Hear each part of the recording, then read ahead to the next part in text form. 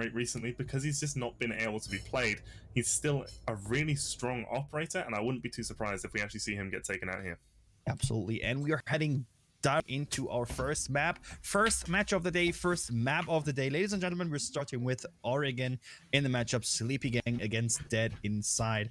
And let's see what we're going to see here ban-wise. First ban going out from Sleepy Gang since they're defending first, and we're going to see a Ying. Oh, that is interesting. It seems like they are afraid of a rush, I guess.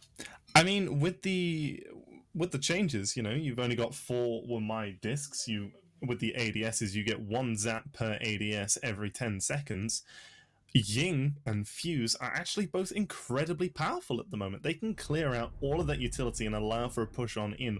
A single Candela can get rid of all 3 ADSs and potentially some of those Wamai discs as well to allow for a rush afterwards. We are going to see that Thatcher ban getting taken as well, so nothing too crazy with that second ban. Absolutely. First defensive ban coming up from Dead Inside. It's going to be a Valkyrie. Not something you consider or you see actually too often in Oregon, but of course this intel operator definitely makes sense to get out of your way, especially of course as you mentioned Echo is in play, so if you can limit the intel on your opponent, definitely makes sense. Last but not least, we do see a Wamai. You were skeptical about it, but we are actually going to see it, which means we're only having Jaeger to deny utility, and especially, of course, Jaeger with his reworked way, if you want to call it like that. I think that is definitely going to be interesting to see how they cope with it, because, of course, the patch is live since yesterday or Tuesday, I think. Tuesday, yeah. They did not have much time to adapt to the changes, right? They did not have much time to scrim with the new Jaeger and whatsoever and adjust their way or their playstyle accordingly. So definitely going to be interesting to see how they react to that. Yeah, and while I didn't really expect Dead Inside to ban out that mirror, I really would have thought Sleepy Gang would have, because Amission's most picked defending operator from the stats that we have is Mirror. You know that Dead Inside like bringing that mirror, and Amission likes bringing that mirror. It's not like it's a pocket pick that they might pull out every now and then. It's a consistent operator choice. So to just choose to leave that up and to favor the Wamai ban, I'm a little confused about. I mean, they did their homework. I hope they did their homework correctly and not accidentally watched the wrong match. Obviously they wouldn't do that, but I think today, like we mentioned, you can guarantee your spot in the grand finals. So definitely really nice thing to reach, but if you lose, you have like that second net underneath you, which is going to catch your weight, and you have a second chance to get it, but you have to win. So do you want to rely on that? Probably not. Yeah. I mean, Dead Inside has played both of the teams who are currently in that lower bracket game, so it would be a new opponent for Sleepy Gang who might be able to push them over the edge. If Dead Inside did it once, and maybe Team Wanted would be able to do it, as they're probably the stronger looking of those 2 lower bracket teams in my opinion, but that's not the game we're focusing on right now. So as we're seeing here, Sleepy Gang, they're actually going for a little bit of a roam, some extension over towards that kitchen dining area. Checking quickly the operator picks, nothing actually too crazy. I'm still inclined to say I'm impressed that we don't see a mirror coming up from the defensive side. Of course, Sleepy Gang doesn't need to bring a mirror. You can still defend the basement spot even without a mirror properly, but you know, mirror sometimes gives that little more aggressivity towards the entrance points of the basement. But regardless, almost the first minute of the board, and so far we still see a lot of roam game going on in the top floor, actually, with 2 defenders close stacked to each other. They want to protect the hatch. Interesting to see a battery on the hatch, but of course that kind of makes sense to at least slow down at least for 1 second the attackers one more bit. But aggression, of course, is going to be increased sooner and sooner and sooner. As you can see, Amission already peeking down the hallway, might get a shot landed on either Mellow or the Bandit sitting in the CCTV closet. Yeah, Bandit with the shotgun close. All of those back walls of CCTV2 kitchen are reinforced as well. Mel is there with his rifle, able to take this longer gunfight over towards the kitchen hallway. But this is quite an interesting strategy, investing this much utility upstairs. Mellow is actually going to get tagged up just a touch as he's trying to challenge onto these angles, and Amission gets the first kill taken out. EIZ, Johnny follows up, and now that's ADS is gone, Bandit's gone, and they're going to be able to open up this hatch. They've still got more than a minute to go and full freezer control. This extension from Sleepy Gang not working out in the first round. especially also the 2 ADSs, as you mentioned, are gone. Only maximum 1 more left in place, plus 2 players wiped off the board as well. So massive advantage for Dead Inside. Let's see if Johnny is able to land the shot against the smoke here. Yes, he is. Headshot takes him out as well. Only 2 less defenders on the board left alive, which need to win it now for their team. Of course, we have Maester with the Alda in hand, so a lot of fragability, but Johnny does not care. Here's Johnny. He does not care at all. Peeks further into easy, but the refrag is there right after NiKo finished it off. That's the first round for Dead Inside. Yeah, and just really well played. I mean, they understood that Sleepy Gang... I think Sleepy Gang had kind of overread into what Dead Inside wants to do. We've seen Dead Inside consistently go for those freezer takes, investing a whole load of utility, flashbangs, frag nades, everything to clear out freezer and go for that push. So by having that extension up the stairs and using all those bandit wires and Bandit himself in the room with the shotgun to hold the hatch, I like the idea of. But the only thing is that you need to win your gunfights. You need to slow them down. We just saw them lose and die, and then that was what, 4 bandit wires, 2 ADSs, 2 players, freezer control, gone. You're risking a lot, but as soon as you lose it, that's basically the round done, unless the remaining players on your team can pull off some form of miracle. I mean, exactly as you mentioned. I mean, I think the thing to mention here is Dead Inside was, I wouldn't say aggressive. They were actually just walking forward and forward and forward, not aggressively rushing or whatever, but they just constantly increased the amount of aggression. And that, of course, led to gunfights being taken quite early on within the first minute or minute and a half. And of course, map control gained as well. And as we did see, actually, the player on the white stairs or on the freezer stairs had to rotate back down, and then you can catch him off guard, free kill more or less. So that hold was actually a nice idea with a lot of utility. It could have worked, but not sure why, why the intention was there, because if they would have given that away, they could have lived longer. NiKo doesn't care as well in next round and continues to get the opening frag for his team as well. Dead Inside once again taking the early lead. Yeah, and Dead Inside just going for the same execute we saw from them last time, getting this tower control. We see the Ash and Zofia clearing it over from sort of kitchen dining. This door's been barricaded off. There's no one actually playing on those top freezer stairs this time around, so if they want to take this control, it'll be much easier for Dead Inside to do. But for the time being, Skydies is going to push on down, get rid of the cam. So they don't have that free intel, and they need to pay a more active eye over towards freezer, at least for the time being. 1 minute 56 seconds, and now we can see the Mira being brought up. I think now they want to lure the attackers much deeper into the bomb site and then actually take advantage of the honor sites Mira can generate. But so far we do see actually a lot of progress happening from the attacker side. Of course, the Maverick coming in handy here, and the Mira window actually coming in handy as well to keep the control over freezer. But of course, that Mira is not a guarantee that you will remain and actually keep the control over freezer. You still have to be aware of, for example, the main lobby stairs. And yeah, I don't know. It seems like the aggressive attack seems to stall out a little bit, and they do need to get that momentum back in.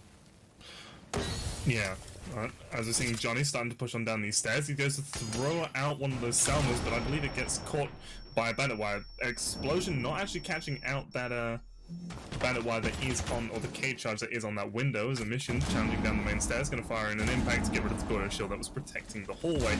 This attack from Dead Inside, they've got their pieces set up, but they're not quite sure how they want to challenge all of this utility. Getting rid of one of those Goyo shields is a good start, but they still need to find a way to get aggressive, and a mission dropping one down is going to do just that. It's starting to fire some shots, but it's going to be the C4 from Easy. The Mirror in closet is able to get that kill. The bandit, or the Cade, actually destroys his own C4 trying to throw it through, and that means these two players inside of freezer are going to have a much easier time pushing on up. We already see the Maverick trying to sneak on around the corner. He's getting lit up a lot by the TCSG-12, but it's not going to make a difference for the time being. But with the clock running down, something needs to come through quickly from Dead Inside. EIZ trying to hold his angle. He's seeing the tip of the head as the players are running past. Johnny's actually attempting the plant right now. Smoke canisters going off, but he's just able to stick it. Not affected at all, and now we're in a post-plant situation. Aizen gets taken down, as does EIZ. It's all left up to Easy in a 1 versus 2. He has down Skydie, and he could potentially revive his teammate, but Pox running down low. He needs to get something going fast. Going for his teammate now, so they can try and cover the plant. But it's still a player close inside the site, lying down next to where the diffuser is. Starting to run on out is Aizen, but he gets dropped by Johnny, and now Easy's left in a 1 versus 2. He's only 20 points of health. He's got no chance of being able to win this with less than 15 seconds to go on the diffuse. And another great take from Dead Inside, but how are they able to pull that off? Going for that plant right in the open, peeking on round. Johnny collects the final kill, and Dead Inside up 2-0, attacking downstairs. I was about to say that this seems like a struggle actually from Dead Inside, but I was so wrong. They were beautifully setting up everything. They were clearing out almost beautifully everything they needed, especially highlighting, for example, the Mira peeking into Freezer. I mean, with the laundry push, they could get rid of that actually quite early, which is really surprising to me, because without actually much utility, they could get that. With that, they could increase the pressure onto Freezer, and the defenders couldn't rotate anymore away. So they had 2 defenders stuck in Freezer, and then with ease could collapse onto site. Beautiful round once again, even though it looked like a struggle at first. 2-0 on attack for Dead Inside. Yeah, I mean, I do think part of that comes down to the change in the operators, change in the meta. So the attackers generally considered to have a bit more of an advantage this season, especially compared to how it was last season. Although that's not to say that the attackers are outright always in the favor. I do believe the NA CCS games, we saw an 8-7 where all 15 rounds were won by the defenders since that patch on Tuesday. So, I mean, I think Dead Inside just might have Sleepy Gang's number on that downstairs hold. I mean, that is one big downside of showing a map quite often. Of course, you can reveal your way, how you hold a map, how you defend a map, and so on and so on. Nice fun fact here: Survivor Man, Sleepy Gang have 2 players at 51 survivor rate, while Dead Inside's highest is 39. And still, we see Dead Inside surviving more rounds and taking more rounds in this matchup right now. I mean, of course, it's only 2 rounds. It could go still, obviously, a completely different way, but it's rounds that matter. It's rounds on attack you take on your bank account already, and it makes it easier later on if you have to defend that defender-sided map. Mission gets a beautiful shot land on AIZ. Wherever that was, beautiful shot landed. Yeah, oh, was that over by the kid's window? Oh, that was a small tower. Wow, such a long shot to hit. I mean, EIZ, I know he was running with that 2 times on the TCS G12, so it was the 2 times versus the 2 times, but Emission just prepared for it and able to win that one out. That was really well done. As we're going to see Tsar start to open up this wall. Looks like he's trying to provide Emission with some peek holes, but the Jaeger boosted up on top of the box. Might not be detected. He goes for the shots and is actually able to take down Emission. We still see Tsar trying to open this up, and he was just going to get challenged onto by the Jaeger, and that's a 2K for Mellow, just holding down Attic. And I love to see that. They are down 2 rounds, but they know they have to continue to be aggressive, and they do so, and they get rewarded with 2 kills, of course. Open attack against them, but reward is reward. Johnny takes down DJs.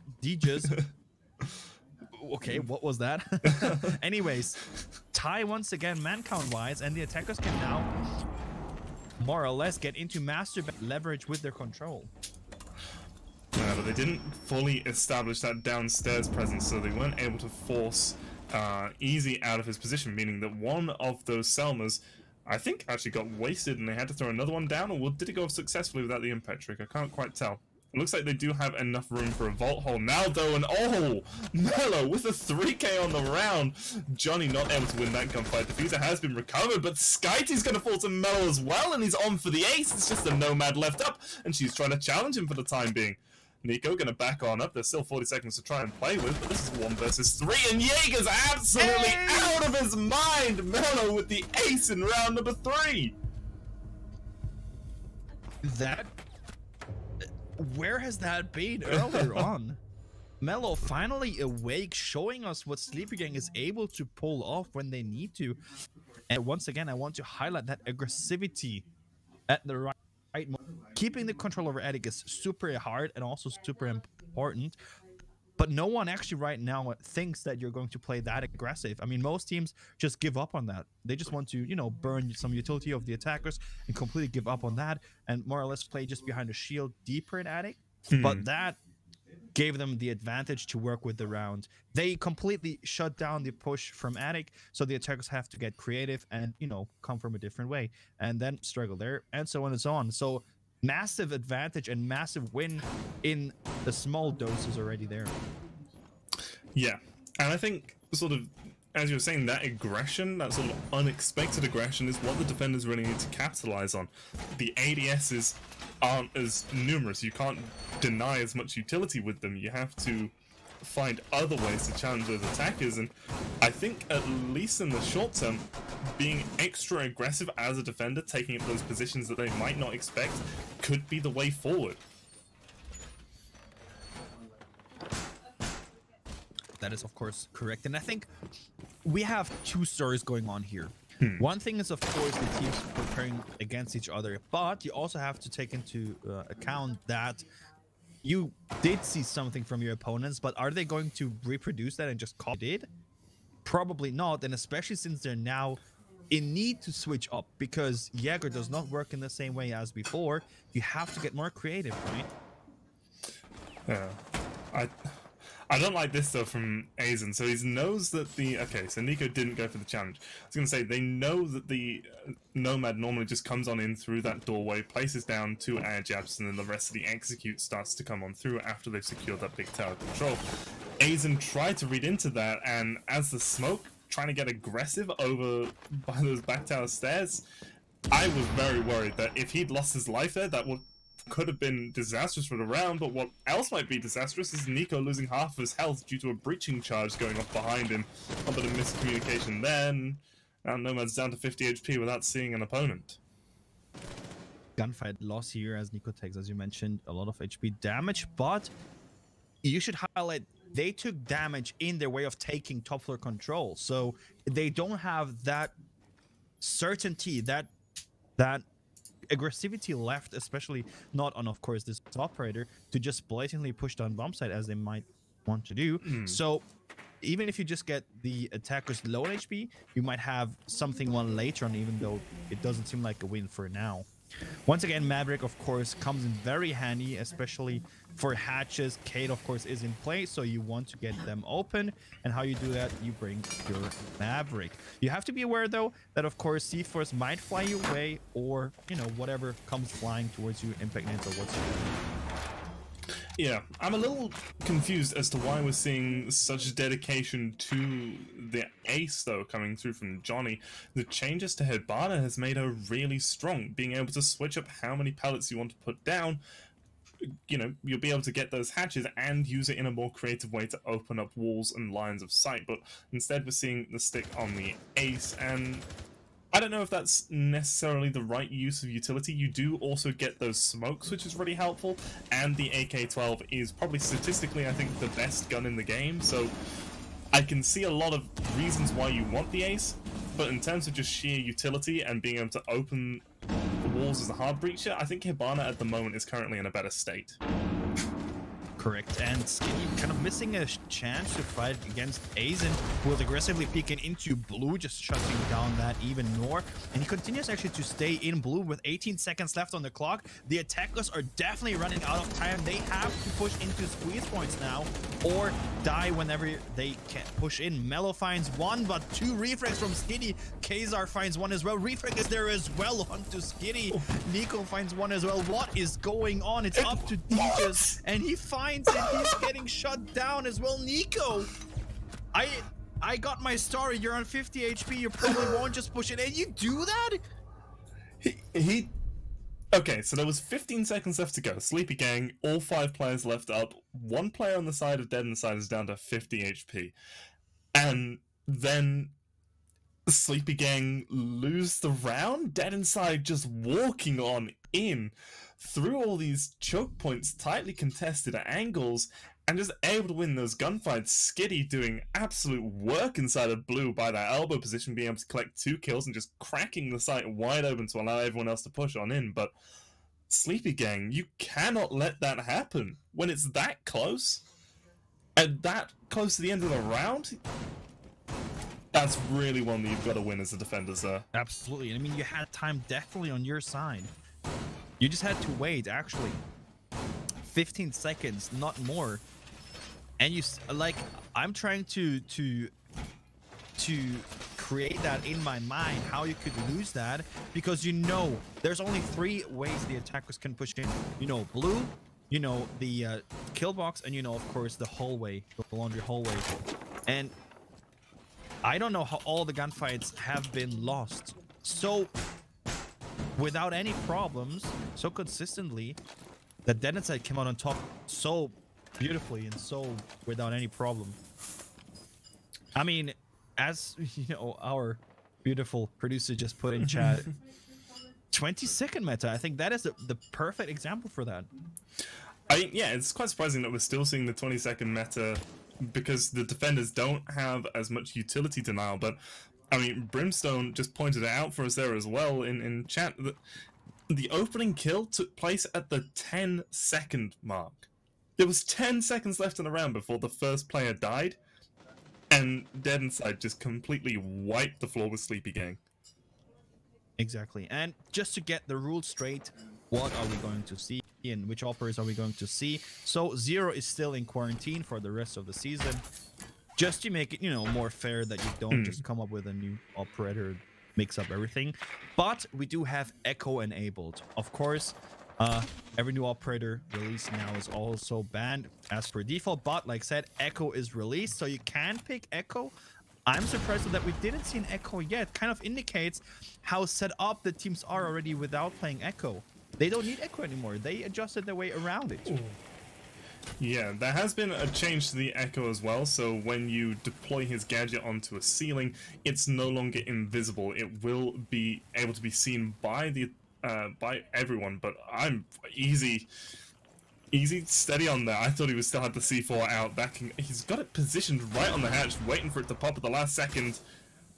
I was gonna say surely that would just make the C4 drop right onto where he was standing, but for the time being, no one's gonna die again, letting the clock run down before getting needlessly aggressive. 1 minute and 10 seconds left on the clock. Once again, it looks like the attackers are just going from one direction, but they proved us wrong last one, and I think they're going to prove us wrong this time once again. Ace's gadget is working out once again in favor to get more control over from Big Tower Stairs into the kill box, into blue, just to get more control and more pressure onto your defenders. Working out really well, nothing to contest that, even though we have Mellow quite close, stuck in blue. And of course, Smoke is also able to retreat, but stuck in there for the moment. Nico finds Mellow. Nico finds the second one once again. The entry frag is there, but not with an Ash or whatever. No, he finds a third as well. Will be refrag with a C4, but Johnny is able to catch his weight off, and Skitty finished it off. I mean, I'm loving what Dead Inside are doing right now. They know that they have all this utility, all this time to work with. They're not as restricted and don't have to hit these certain milestones in, oh, we've burnt 2 ADSs within, you know, the first minute and a half. And they're using all of that extra time not to be overly aggressive and to start going for the execute earlier on, but to make sure that they've got absolutely everything set up. You see Skitty rotating really late over towards that blue area to be able to cut off the rotations, because they know that the players on the defensive side are going to extend out into blue once you open up that hatch and that back electric wall. And then the Skitty's just there to cut them off. Nico as well, just being able to walk on in and get a 3K right there. I'm just loving it. Dead Inside is the aggression that we're used to seeing, but it's far more controlled than we saw when they were against La Lucence, and it's much more targeted, and it's just incredible to watch. I mean, I don't know what I'm supposed to say. We see a Nomad player fragging more on entry than Ash, and we do see Ash alive, right? It's so surprising to me to see Nico being so confident in his way of peeking and taking these gunfights. He's not even afraid of dying, because he knows, even if I die, I can Rely on my teammates. They will push right after me. They will refrag me. It doesn't matter if I die whatsoever. I have my teammates to back me up. This is how Siege is supposed to be played, in my opinion. Yeah, I mean, the ARX is a great gun, but it's only got 20 bullets in it. You miss any of those shots, especially pushing into sight like that, you can get quite easily caught out trying to go for a reload. The one advantage that NiKo has is that he still has his flashbangs, whereas Ash doesn't. So maybe he's using those flashbangs in conjunction with an early push to help get those initial kills. But we are seeing... Well, we did see DJU play a little bit aggressive over by those white stairs, wanting to slow down any initial pressure that the attackers might bring over there. I mean, it's crazy to see how Ash players can vary in playing quite entry. Kazar, are you okay? Fighting a free frag onto smoke? Where was that smoke? I think it was all the way at the other end of attic, potentially. I think no one knows right now.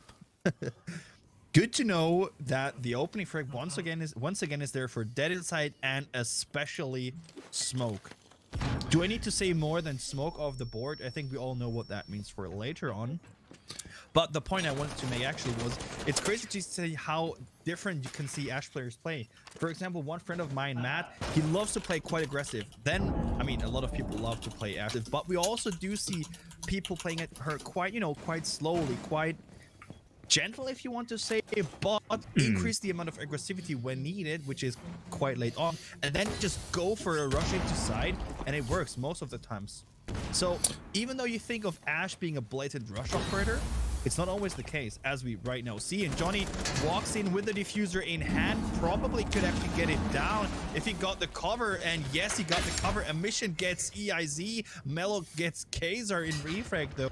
But Johnny is down, but Skitty continues the diffuse. Djus finds Emission 3v3. Johnny down, but the diffuser is down. Djus refrags onto Skitty. Refrag once again from Mellow onto NiKo. It's up to Johnny. Johnny is downed.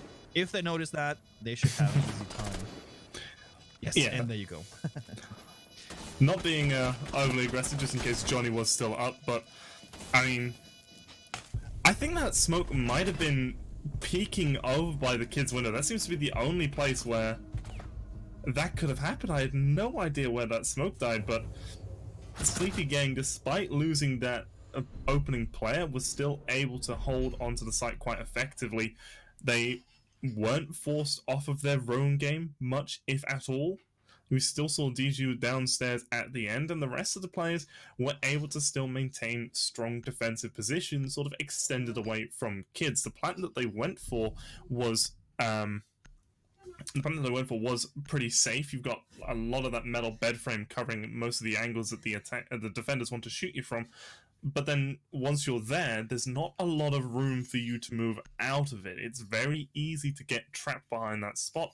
That's kind of what we saw happen. They had 2-3 players stacked up in that one corner, and it just became a shooting gallery for the defenders.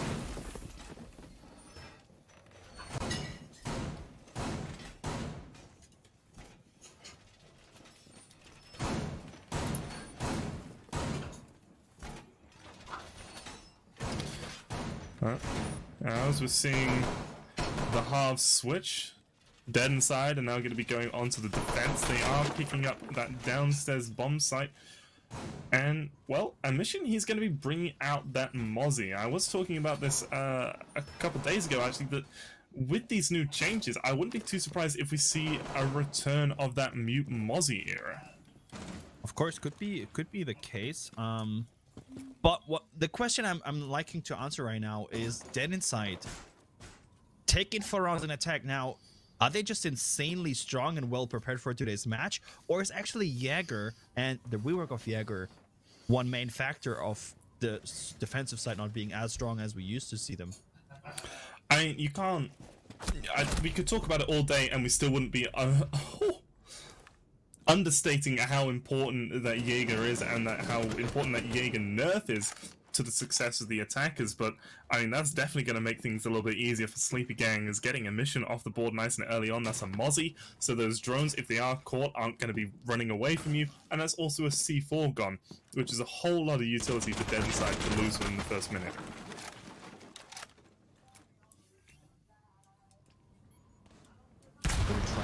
there, but without success. And we do see EYZ getting drawn into Freezer. Of course, the people there are drawn as well, Crossfire setup as well. So we'll have a hard time getting in there. But with a lot of utility and maybe some other help of his teammates, they should be able to get that. Of course, they can also get, but not sure if they want to go for that, because we do see them set up from Laundry side. It kind of looks like a split push. Not sure where they want to come from in the end. Drone gets shut down by Skitty as well, just to, you know, get rid of all the information from the attack. This grenade being tossed out might get the shield there as well and get rid of Skitty, the player who was playing in Freezer. But let's see if that is actually still the case. For now, Laundry is still actually the way to go for the attackers. NiKo not having a single problem shooting that Selma away. A little bit of misdroning and miscommunication there, because they could know that Jaeger is sitting in the corner, but that gave away his position. NiKo once again opening it up onto with Mellow, also almost getting a second one right after, but Easy now being afraid, of course, to push right after. Yeah, NiKo being able to stay in this position means that we can see Skitty be a bit more aggressive over towards Freezer, but I mean, it's not going to last too long for NiKo as EYZ is able to land that kill.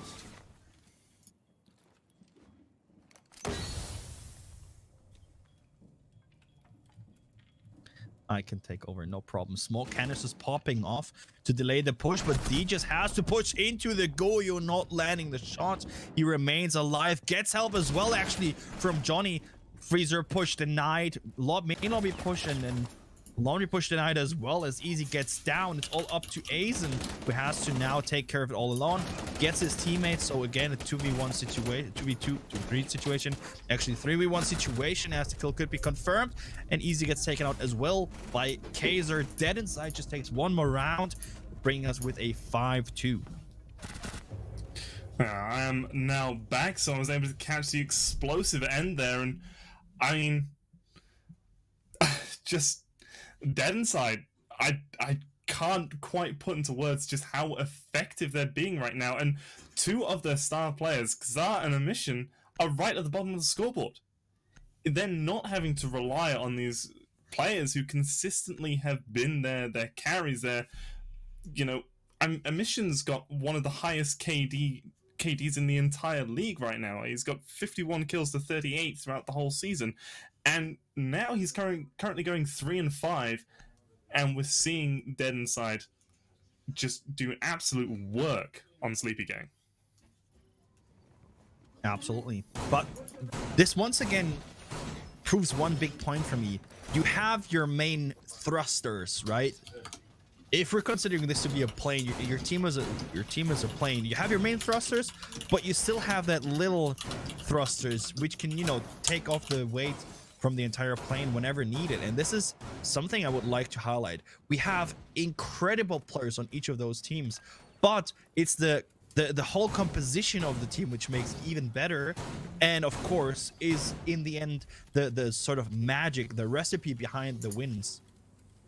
Even only if you have your support players being able to frag as well, or your main fraggers to support as well when needed, only then you can win. Because you will get challenged by the defenders or the attackers, no matter what you face. You will get faced with something which, you know, is very hard to get into. For example, you see a setup by defenders and you have no idea, because you've never seen it before, you have no idea how to counter that. The easiest way is actually just to be creative as well, and, you know, play as a team, play it down, and you could be able to win it. But only very skilled teams and very skilled individuals are actually able to do that, and I love to see how these teams actually cope with that. Yeah. Well, as we're going to see how Dead Inside are going to be able to cope with their upstairs defense. This was the one bomb site that Sleepy Gang were able to win when they were defending themselves, who lost all 4 attempts trying to protect the downstairs bomb site. So we'll have to see if Dead Inside are as effective, or if Sleepy Gang just really have the nail on it for this top 4 bomb site. But it's going to be NiKo to start out the round, the star of the show so far for Dead Inside, getting rid of, well, potentially one of the best players on the side of Sleepy Gang. Is Easy. That ace is going to be off the board nice and early. Okay, Electroclaw, will it go out? Interesting question, but of course you can now wait, because you know what are the attackers going to do. They're going to play downstairs. They're going to try to get rid of all the utility on the wall, which we already did see. But Ooh. Oh. Oh no. Well, not something you should see in that high of a competitive match. Emission, though, is able to get a Zen and just increases the advantage for Dead Inside. First smoke canister pops off as well, delaying the attackers alive even more. But in a 5v2 situation, it's definitely going to be a hard squeeze to make it work for Sleepy Gang. Yeah, EIZ is trying to clear out the downstairs. We did see a player of Dead Inside still down there. As Diju, oh, a beautiful one tap onto Nico. EIZ trying to make as little noise as possible, not be detected, but that Banshee is going to make sure everyone knows that he's coming up those white stairs. We see Johnny here close on the wall as Kazaa is going to get the kill onto EIZ. It's all left up to the Hibana. She gets one. So whether it's someone close to the shield, flicks on round, isn't able to land the shot onto the player over by Jim. Impact nade's going to go on out. Lots of impact nades going out, but not able to deal any more damage. Skyedy's actually going to be losing health standing in this smoke. Goes for the swing on round. The pre-fire is going to work. And Dead Inside, the team that you said is probably going to lose this 2-0, is now up 6-2 on Oregon. Well, as I said in the preparation, and as we said in so many other casts already, we are here to be proven wrong, and I love to be proven wrong. Absolutely. I mean, we can base our opinion on things we've seen in the past, things they did wrong, things they did right. And only based on that, we can say what we guess how it's going to turn out. But the actual preparation, the actual strategies that teams bring to the table for the exact match, we don't know, of course, about, right? We're not talking to analysts, or we're not talking to their coaches. We're not talking to players trying to get inside information. That is not what we do. We're just trying to get an idea from what we've seen in the past to say what we might expect today. And I apparently did quite not the right thing there. Well, I mean, I've still got hope for Sleepy Gang when we move on over to Cafe, but Dead Inside definitely showing that they are an absolute force to be reckoned with here on Oregon. Sleepy Gang, I think it's their best map. Obviously, they've only played Oregon and Cafe, but I think they've lost more rounds on Cafe in total than they have done on Oregon. So to see them be down this much is pretty impressive from Dead Inside. I thought this would at least be a closer looking affair, potentially like a 6-4 at this point, maybe? I mean, we're not jinxing it. It's not done yet. We're not done yet. Sleepy Gang still, of course, has the chance to first tie and then go into overtime, but it would mean 4 rounds back-to-back win. And let's not forget about this. This map pick, Oregon map pick, is Dead Inside's map pick. They should especially be prepared for that, or I guess they are especially prepared for that. But of course, they also have to encounter Sleepy Gang's map, which we're going to see actually maybe very soon, or maybe just in a bit. Depends on how this round now plays out. Very aggressive defensive lineup, and also peek in here and there. A mission opens it off, takes out Hibana. You don't need to actually think about how you want to place your X-Cars 2, 4, or 6, because you're off the board. That is massive. They had no one on that kitchen hallway window, or that shower's hallway window. That is a huge oversight, because precisely that can happen. You don't really have the small tower control unless you can stop someone from coming down that hallway, because they can just peek on round. It's a very easy angle to challenge if you're swinging on through from the hallway side. And I mean, we saw it there. Diju going down, that's the Hibana. They do still have easy, so they do have a chance to open up a bit more of the wall using ranged hard breach destruction, but really not what you want to see, as we see Aizen trying to get aggressive. Mel's actually proning his way on into showers. Maestro did close off the wall as he backed on in deeper, so it's not too much of a loss for Dead Inside to hand over showers control to Sleepy Gang, as EIZ is actually going to get the kill onto Johnny here. That once again ties the man count, but only 1 minute left on the clock for Sleepy Gang to work their way into the bomb spot. Grenade being cooked, but I think being... Oh, nice trade there from Mellow, and a mission just to tie the man count once again. 3 situation, 55 seconds left on the clock, and now the attackers have to find their way into it. NiKo gets aggressive, or actually remains aggressive, and finds the frag onto EYZ. And now it's only up to 2 last people to win the first map, or stay alive actually in the first map for Sleepy Gang. Aizen getting shot down. NiKo though is able to be down by Easy. Push happens into the bomb spot. Now let's see if they can win it. Easy taking massive HP, but the defenders stay alive, so the fight continues to play out. Diffuser attempt actually being aborted to stay alive. Aizen being down, but we know Zofia can withstand, so he can help himself back up. 15 seconds now, time is ticking down. Both attackers low HP, but the defenders have to find the attackers as well and stop the diffuser plant. Actually, it will be a push, not a plant, and Skitty finds both of them. Ladies and gentlemen, we finish off round number, or map number 1 for Dead Inside. Yeah, and just a really impressive performance from Dead Inside, start to finish, tearing Sleepy Gang apart. A Valkyrie my combo from these two teams, they would seem pretty strong bands to take on this map. Definitely, I think Thatcher ban is really, really important in the current situation, because if you only have a few Jaeger ADSs, you don't want to lose them, and you can of course destroy them from the ceiling if you toss them out there. And there we go, that is the Thatcher ban gone, or that is Thatcher actually gone. So yeah, here we go. Sleepy Gang's own band coming out now. This is where you get to be a little bit creative with it. And a buck. I mean, we've seen Dead Inside and other teams like to take that middle floor control and open up the floor from beneath, or even, you know, open up the floor from above if they're defending onto kitchen. But to be so active off by that, to then go out and ban the buck, seems a little unusual for me. Definitely interesting ban. Next up is going to be the Wamai ban, which makes the whole situation even harder. As you mentioned, the Pixel, and it's just going to be much harder. And last but not least, the Valkyrie cams and Valkyrie itself, or herself, are off the board as well. It seems like Dead Inside does not like to play against the Valkyrie today. Fair enough, strong operator, of course, especially on this map. A lot of floors are breachable, are destructible, so any C4 of course could be crucial. So definitely of course makes sense to get your way, but I'm really interested to see how the buck ban will play out.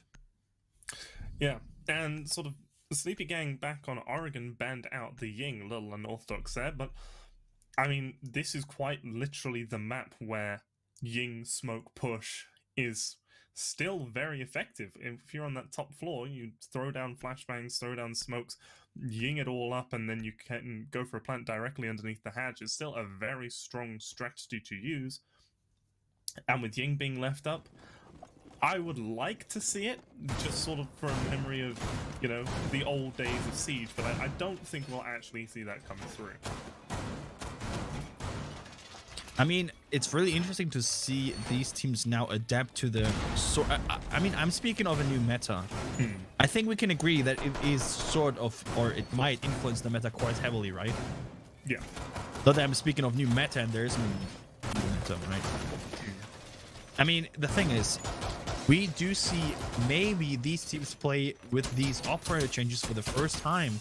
I mean, I'm not sure if these teams had a warm-up stream today. Within these new settings, within these new operator, you know, operator settings. So it might be something, at least on one map, something completely new for them, and they have to see how it will play out for themselves. But ultimately, of course, you will be prepared for what is to come. Yeah, and I mean, they might have also had some experience on the TTS scrimming, and yeah, that was up for a while, but not all the changes from the TTS made themselves through, or made it through to the live server, so it's not quite the same experience. Yeah. This is still very early days from when the new season has been released, and we've not seen teams really have a chance to fully flesh out and develop strategies. We've not seen the Pro League teams play on it either, so this is very, very fresh ground for everything that's going on here. I mean, so far we do see more aggression because of a second player actually taking to piano. Maybe this is sort of their way to cope with it. A mission is super aware of Aegis, but the refrag is there right after from the ceiling, from the Skylight Aizen takes him out as well. Refrag Cade against Sophia, definitely, of course, an advantage for Dead Inside, because Sophia still having all her utility is a massive loss there. Next one today might become him quite soon. Is not 100% aware. Pixel Peek from the ceiling still works as well through the hatch, through the reinforcement. Down and kill confirm is there as well. So once again, the advantage for Sleepy Gang, and they need to be aware how you play this map. Yeah, but the big concern here is that Easy is on such low HP. He's the man with the defusing. He's the man who's gotten all the plants for Sleepy Gang throughout this entire season, and he is one smoke canister tick away from dying. It's really not a strong position to be in, and he's actually been downed, potentially by a teammate going for a revive, although no, it looks like he was actually shot down, but he will be back up in a moment with 20 health, so be able to continue the fight, but still not the position you want to see Easy in. A brilliant peek from the smoke, swinging on round out of bathroom, takes the head off of the Nomad of EIZ, and now we're back into a 3 versus 3 with 45 seconds left. Yeah, and time-wise is looking really good for the defenders because they still have their smoke. The first smoke canisters are flying out right now. They can still hold down their positions. They still have crossfire set up. So let's see how the next 30 seconds actually will play out. For now, nothing too crazy. The attack was half sooner or later. But Aizen will shut down. Kazar will shut down on this bathroom with the SMG-11 in hand. Flank coming back after, but shut down as well from Aizen. Refrag from Johnny is there. Diffuser could successfully be planted if there's no cover, but the cover is there. Mellow shuts Johnny down and takes the first run on attack for Sleepy Gang with that extra bit of spiciness. Yeah, it was great play by the Sledge to get that bathroom control, understanding how important it is, and to then be aware of the flank coming up those white stairs. Probably very likely that they had a drone in some location that Melusi wasn't aware of, so quite easy to get caught out there, but just a brilliant play to secure that top floor, because if Freezer control had stayed in the hands of Dead Inside, it would have been really powerful for them to be able to deny that plant. You can't go for that default plant position. You have to try and mix it up or go for something more aggressive. So understanding what the priority in that situation is and being able to successfully execute is really incredible. And you know what else is really incredible? We're seeing Echo. Love to see the, you know, now that the operators are of course available, I love to see them. But do you know what is also very fantastic? Oh, what's that? Our sponsor for CCS Season 5. I just need to take the time to say thank you. I mean, we're currently simulcasting through Twitch to tapstats.com. So if you haven't checked them out, just make sure to stop by. And, you know, you don't have to miss any CCS action in the act. Just lovely. I mean, just massive thanks, right? Yeah, huge shout out to those guys helping make this all possible. But I'm just so excited. Echo's actually one of my favorite operators in the game. I will go out and admit that.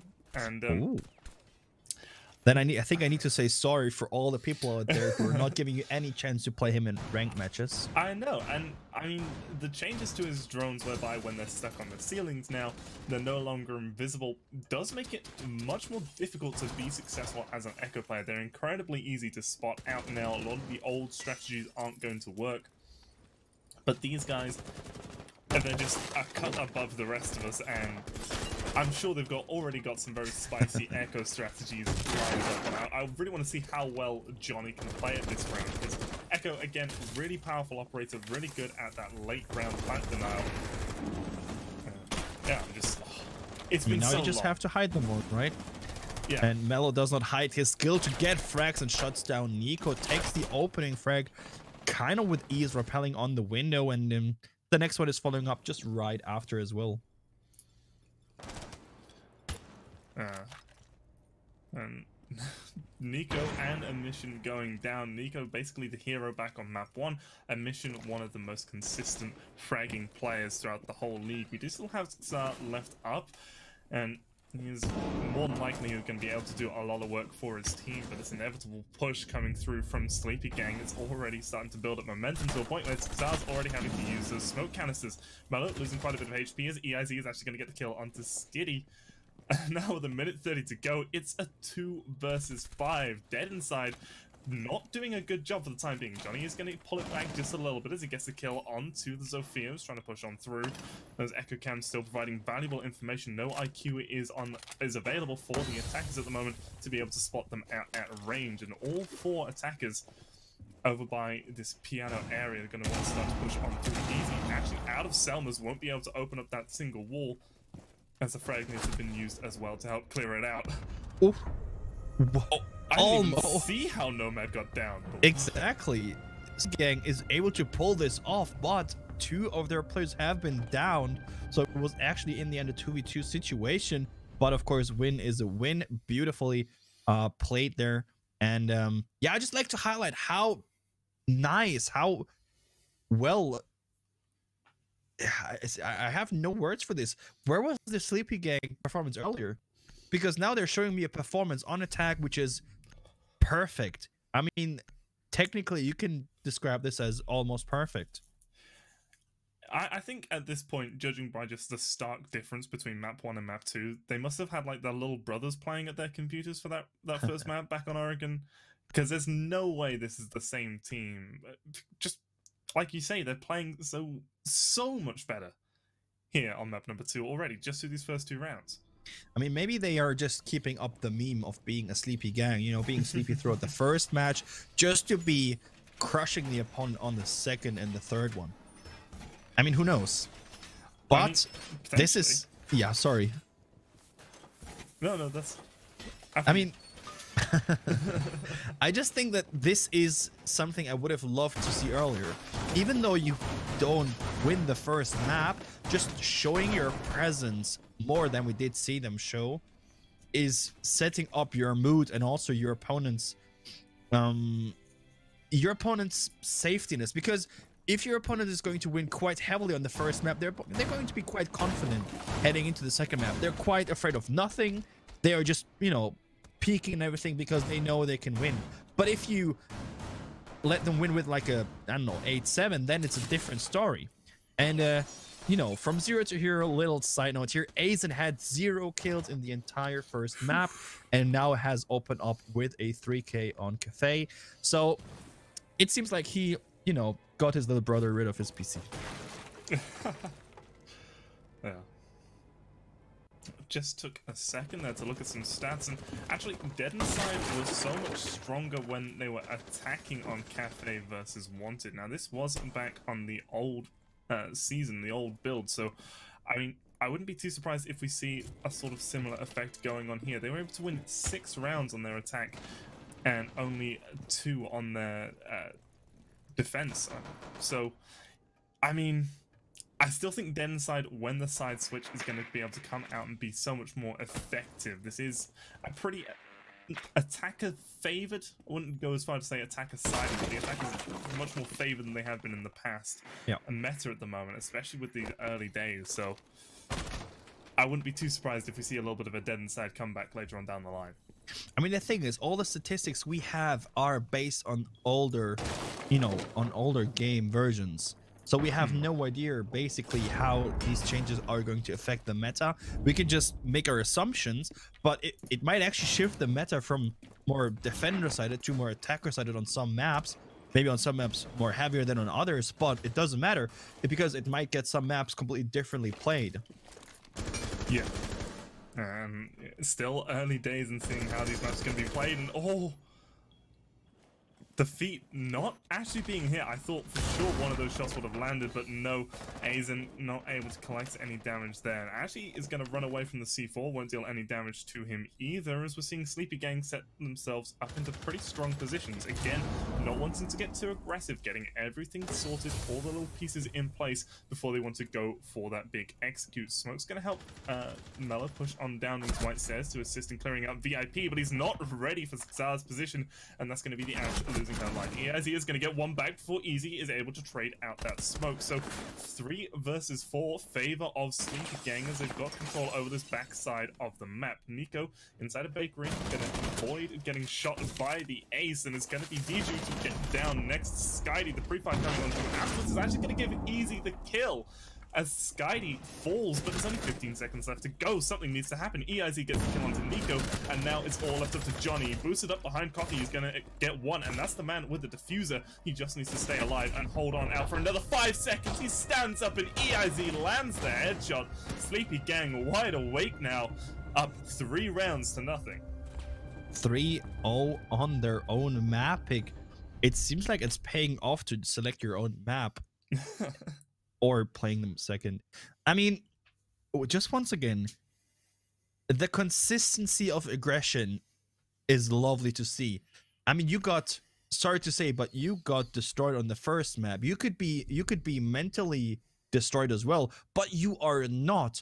It proves of so much professionality in playing Siege, of knowing that even though you lost the map, you didn't lose the match. Right? It shows me how professional the players of Sleepy Gang are and how much they want to win. They do not give up if they win one fight because they want to win the war. And this is so lovely for me to see.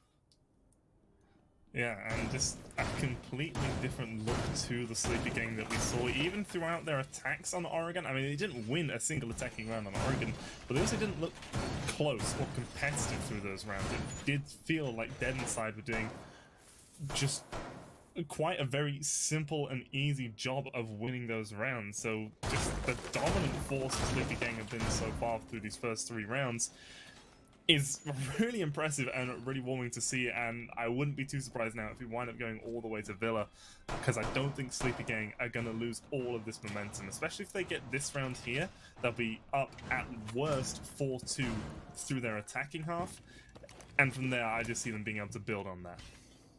I mean, I was wrong in who's going to take the first map already. Why not be wrong in how many maps we're going to see in total, right? Yeah. Anyways, like, the thing I like still to mention is Dead Inside is playing with a heavy roam game. Not quite far offside, but actually rotating, for example, into bar hallway, as we saw Jäger or Nico doing last round. Playing within bar as well, rotating back to side. They're trying to hold a map control as much as possible, but the thing is, they are putting themselves into positions which are not really good for them, and this looks like we could see a lot of aggression coming into Bakery, maybe even a heavy take. Let's see how this is going to play out. 4 people stacked in front of Bakery. So far, nothing happening except for getting rid of the utility. Johnny tossing out the C4, landing on Aizen, shutting him down. Only 3 people in front of Bakery.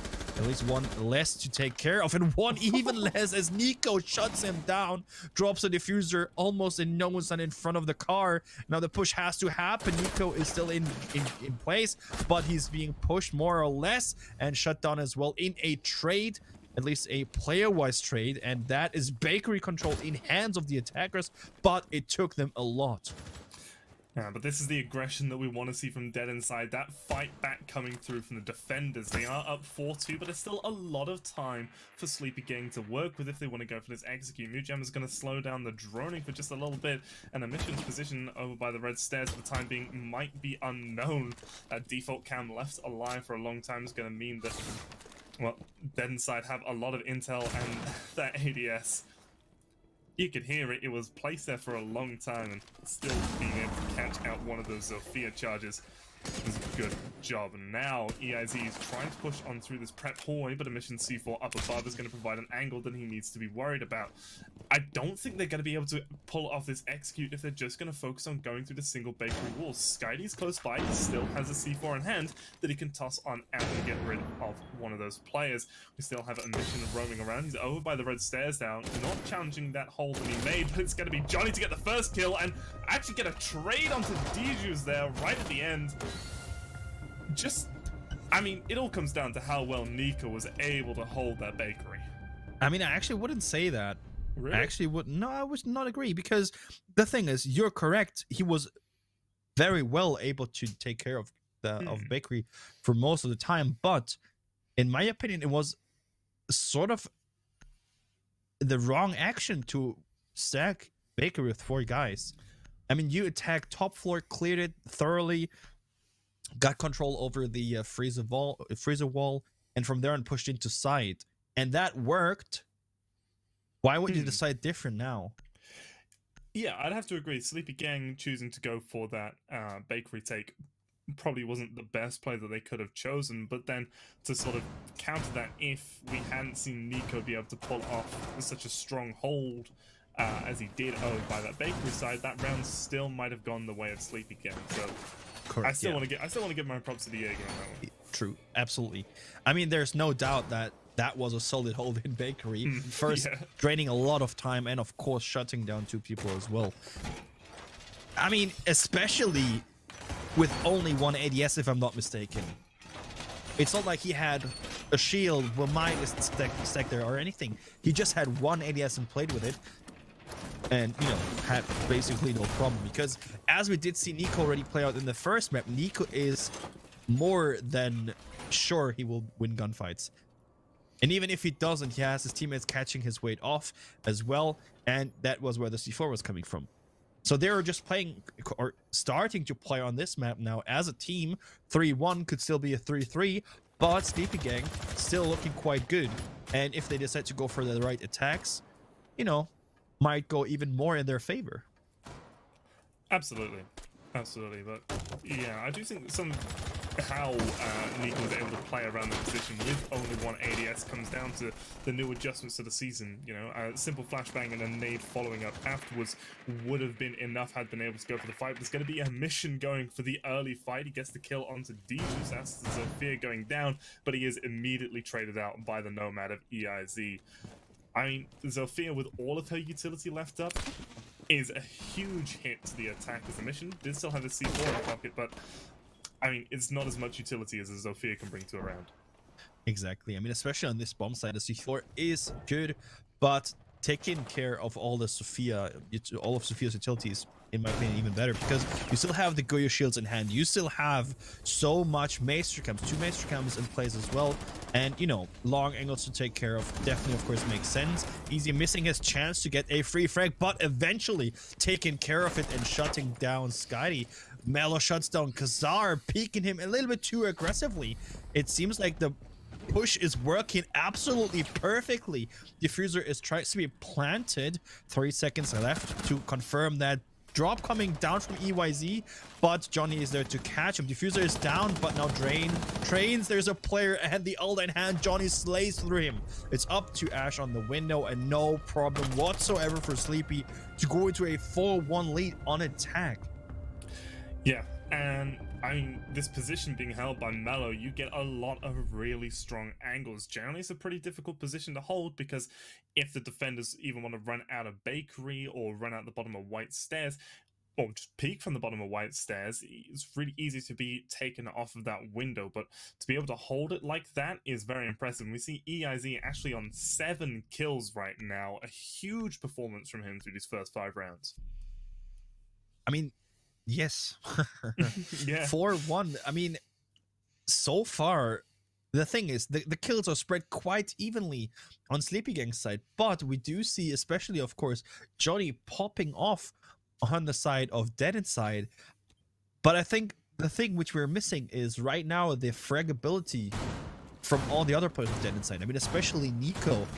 He had a beautiful performance in Bakery 2 rounds ago, but he needs to show off as well. right? It needs all 5 people to be on the table and to be ready for whatever is to come. They can't just base it all on Johnny. Yeah. To solely rely on a single player is never a good strategy, is never a good game plan. But, I mean, when you're seeing Skady really, well, he's got no kills so far, and he's generally one of the more consistent players on the team, at least able to show up and pull his own weight. That's definitely going to be a big detriment to the guys on their side, and they're definitely going to feel the impact of him not being as prolific with his play so far. Maybe the break we took was a little too long, and all the people from Dead Inside fell asleep, and Sleepy woke up in the time. I don't know. We don't know what exactly is going on, but we're one round ahead of the round swap. Maybe then everything will turn around, but let's see how the last round will play out. Sleepy Gang for the last time here on Cafe on attack. The last time they can take the chance on attack to win it off and put themselves into the driver's seat even further for a 5-1 lead. But of course, I don't think Dead Inside wants that to happen. But if we check so far how this bomb site has been played, 2 rounds played, 2 times lost for Dead Inside. So hopefully they can cover all the mistakes and take care of that now. Yeah, we already saw that red wall get open on up. The frag nade going out. A beautiful throw by Aizen, and that's going to be Skady dead immediately. What a beautiful cook and toss. I mean, that is influence from Jaeger being reworked, I would say. Quite already. Quite influential. Refrag though is there. A mission finds Easy's head, takes him out as well, and that is the only hard breacher. That is all the hard destructibility gone for Sleepy Gang. Let's see if they can still play with it and win, or if that is the crucial factor for Dead Inside to take their last run on defense. So far, piano control is in the hands, of course, of the attackers, but line of sights are being held from inside bathroom, and the mission shuts down. One is the refrag from Melu, and Trade is there right after. Very important in that situation, but it just brings the attackers more map control in the way forward to the actual bomb site. Yeah, and Dead Inside not being able to do that traditional pixel hold, instead mixing it up to shields with a little bit of that bathroom pressure coming through as well, has still been able to waste a lot of time.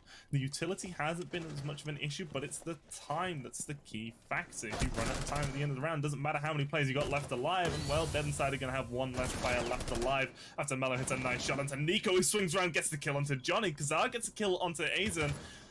But it's still a 1 versus 2. The smoke trapped inside a freezer. Melo with a beautiful peek, and that is Sleepy Gang going up 5-1, attacking on Cafe. I'm a little afraid of Sleepy Gang right now. They look deadly as hell. Yeah. If they can continue to play on that level on defense, we might see a third map, ladies and gentlemen. But now everything might be turned upside down, because I mean, let's kind of pull the line, or let's pull the summary already of what we just see in the defensive side going on. No more usual pixel peak, the top floor being much less likely to be won by the defenders, even Bakery being much less likely to be won by the defenders. Maybe actually the Jaeger rework has a huge impact on the current meta on Cafe, more than we did see on Oregon. Absolutely. I mean, you know, previously those top floor and ground floor bomb sites, you would almost just, they would be effectively, you could pencil them in that a team would win them just because of how strong and defensible they were. But these changes to Jaeger, it's just really switched things up. You can't rely on it as much, and you need to find something new, something different. And I think part of that comes down to the additional utility that you bring. The more shields that you have available, the more Maestro cams that you have available, it's gonna slow down and burn utility in a different way than if you were bringing Jaegers, but it's still going to be an effective use. So potentially that's what we need to see coming through from the defenders in the future, but for the time being, the attackers are going to have a little bit of a field day, I think, attacking on a Cafe. I think that's quite healthy actually for the game to see the meta shift once in a while. I mean, especially on the previously defender-sided maps, getting some fresh air in might be something a lot of people look into, because I mean a lot of people have been criticizing Siege for being very stale and very one-sided, but these changes, in my opinion, make the game much more interesting, and I think especially this match couldn't be more interesting, especially after what we've seen on the first map. Oregon was very, very Dead Inside sided, and now we see Cafe being very, very Sleepy Gang sided. So definitely something to keep an eye on, and I think the fact the Funfair kill and be killed feeds into that as well. DJs at the same time takes down a mission, but let's read that out as well. Dead Inside won the opening. It was 4-2, but still fell on defense 5-1. Kind of pays into that fact as well of how important an opening frag is, but also how hard it might be on Cafe nowadays to, you know, keep up the defense properly. Yeah, absolutely. The opening kill traditionally is or has been one of the best indicators as to who's going to be able to win that round, and to see that not be the case here is it just the one-sided nature of the defense coming through. We are going to see that kitchen hatch actually get opened up. You can do a pretty nice strategy with those Ace Selmas. If you throw it so the little arms that shoot out from the middle rest on top of an electrified hatch, they don't get destroyed, and they will detonate successfully and open up the hatch. We saw that happen there, so it didn't matter that the Kaid was placed appropriately. Dead Inside is still able to open up that position, and it's going to make going for a freezer take a little bit easier if they choose to commit. You don't need a buck if you have that many breaching rounds and breaching charges to play vertically for quite actually a bit, and of course that puts even more pressure onto the defenders. But as we did see already, Aizen has the echo drones set up already, and is of course terrifying for the attackers to see, because it's utility, it's intel, and they can play with it, especially in the squeeze points. For example, the staircase on this map, or a hatch, which is not that easy to find because of course you can't look around a corner. But 30 seconds, not much time for the attackers to make the push happen. They do have to push now, and the first one to push is KSRD, just though shuts him down in the act. Yellow or White Stars push is coming down as well, but we have Aizen prepared there as well. Let's see if he's able to win the gunfight. Push is coming down. Yes, he finds the head of Nico. Mellow also finds the head of Skinny. Refer from Johnny onto Easy, but the advantage is there and the win is there for Sleepy. They go to match point. From one-sided map to another, Cafe has been Sleepy Gangs all the way so far. There is still potential that Dead Inside can get something done in the forthcoming rounds, but Sleepy Gang, as you say, match point, poised to win it here and take us to map number 3. And just look at those kills coming through. 9, 6, 6, 4, 7. Everyone on the side of Sleepy Gang popping off. Mellow leading the charge, but as we look on over at the side of Dead Inside, we've got Johnny on 9. The next highest is on 4. Xar's got 3, Nico with 2, and Skitty still hasn't been able to collect a frag yet. And that's kind of been the story, just the kills going the way of Sleepy Gang every single round. Dead Inside unable to consistently win gunfights unless it's Johnny, and even still he got most of those 8 kills early on during rounds that they lost. Now DJs on Mira mixing it up once again, and of course making it harder, I guess, the setup, how the setup already indicates, for the attackers actually to get into Piano safely, and of course from there on pushing into Freezer, into Bathroom, White Hallway, whatsoever.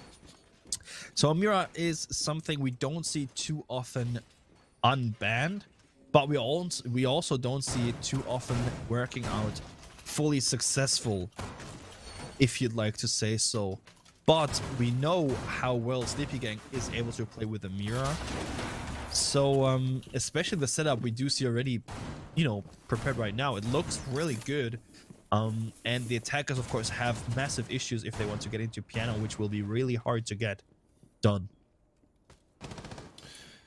Well, for the time being, I mean, Sleepy Gang just... every time I see someone try and go for this nitro kill, I'm always so worried, because it either works perfectly. As soon as you hear them get off that rappel, you're stuck in an animation for a second. So this C4 it's gonna get shot out. A beautiful shot by Mission, I believe that was. So a little bit wasted utility, but it could have been something crazy if it had gone through. Absolutely. And of course, it just once again indicates how aggressive and how sure Sleepygang goes into this second map. Just showing off how confident they are is very important throughout the match, just to keep up the pressure onto your defenders, showing them you are not getting anything done here, right? We're not letting you get easily into the map or letting you get easily map control. That is not the case at all. Making them fight for every single inch. We still see Mellow situated here inside of the piano room, actually right next to the piano itself. And Mission going to use up one of those Ash breaching rounds. They're not forcing Mellow out from where he is. He's still going to be able to remain relatively safe in this position. He might have been caught out on the drones, but it's going to take a swing in and a little bit of utility to clear him out. And it might actually be a 1-for-1 trade, which will still greatly favor the defenders. A Mission getting rid of the Glare Shield, situated over by Pixel, but Mellow somehow missing those shots onto the player that was crossing on through, doesn't miss those ones, and that's going to be Nico going down, just standing in the piano doorway, not realizing that Mellow is still here. Goes to the vault on over the piano soft wall and is going to get his head taken off by Johnny. But to lose your sledge, that's nades gone. That's a lot of soft destruction gone early on for Goyo, who's already put down his utility and already used his C4. Sleepygang looking very good after that one, but a lot less good after Johnny's going to land that headshot onto EIZ. And that is Maester off the board, which means all the Maester Cubs are only there for intel. Easy gets ready with a shotgun in hand to push into piano, but no one is actually close, so he might miss his chance or actually not even get anything landed whatsoever. You had shot down onto new balcony. Kaiser takes down Azen. Just makes it worse and worse for Sleepygang in their match point round. More Selmas going down as well, opening up more line of sights, especially into bathroom, punishing Easy into a certain angle being shot at, but luckily nothing hit him for the moment. Skinny though is definitely still able to take his pressure onto him. Johnny tries to punt the diffuser, but D just shuts him down with a beautiful C4. So Mission is able to refrag though, and now it's up for Easy to stop the plant. Kaiser has no problem whatsoever getting the plant down. SMG-11 in hand. Easy has to face now a lot of angles, a lot of guns. 3 guns in total are facing his way. Let's see if he's able to pull it off. Push into cocktail area, tries to get the player there, but swings around onto Skinny. Nice shot. Only 2 more to find, but still, of course, a hard job. Pushed into a Mission, and a mission does not let him get anywhere with the next round secured for Dead Inside. Yeah. A Mission understanding that once the Mirror's throwing that C4 out, that's going to be in an exposed position and utilizing that time to just drop down, get the kill, clear out the site. But it did mean that there wasn't sufficient cover from where the plant was going down. No one was really watching all of the angles that Johnny could be exposed from. The mirror setup inside of the bathroom sort of allowed the smoke to stay in that position for a while, and if he'd known quite where the plant was going down, might have been able to throw those smoke canisters a little bit deeper to probably more severely impact the round, as opposed to, I think his canisters fell short just inside of freezer, so a little bit of a misstep there. But I mean, Dead Inside finally showing a little bit of life and being able to collect that round there. It's I mean, Skitty still hasn't gotten the kill. He went 9-4 on Oregon, and he's currently sitting at 0-7, which is just a huge 180 in terms of performance, and we can really see that in just the success that Dead Inside is having in these rounds. And I think that is something we also should consider. I mean, we're talking about meta shifts and how Jaeger influences this match, but it might just be people not being able to show off what they're usually being able to show off, right?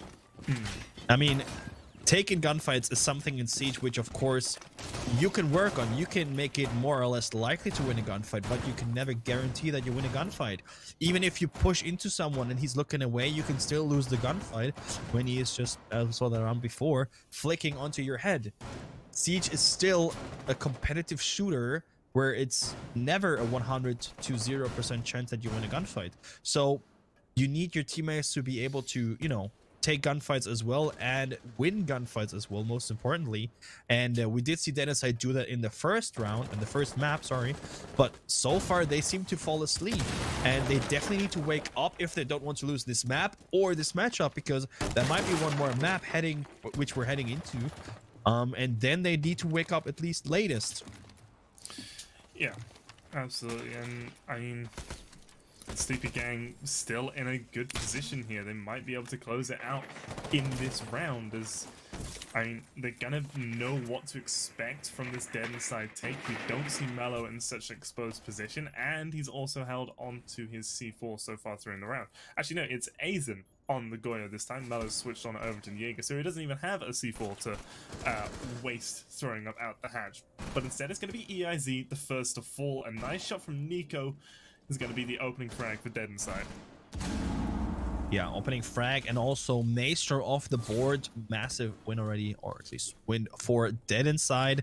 Flashbangs coming into the bomb side, just pressuring down the defenders even more. Mellow actually takes a lot of the HP and has to fall off the bomb spot and rotate away.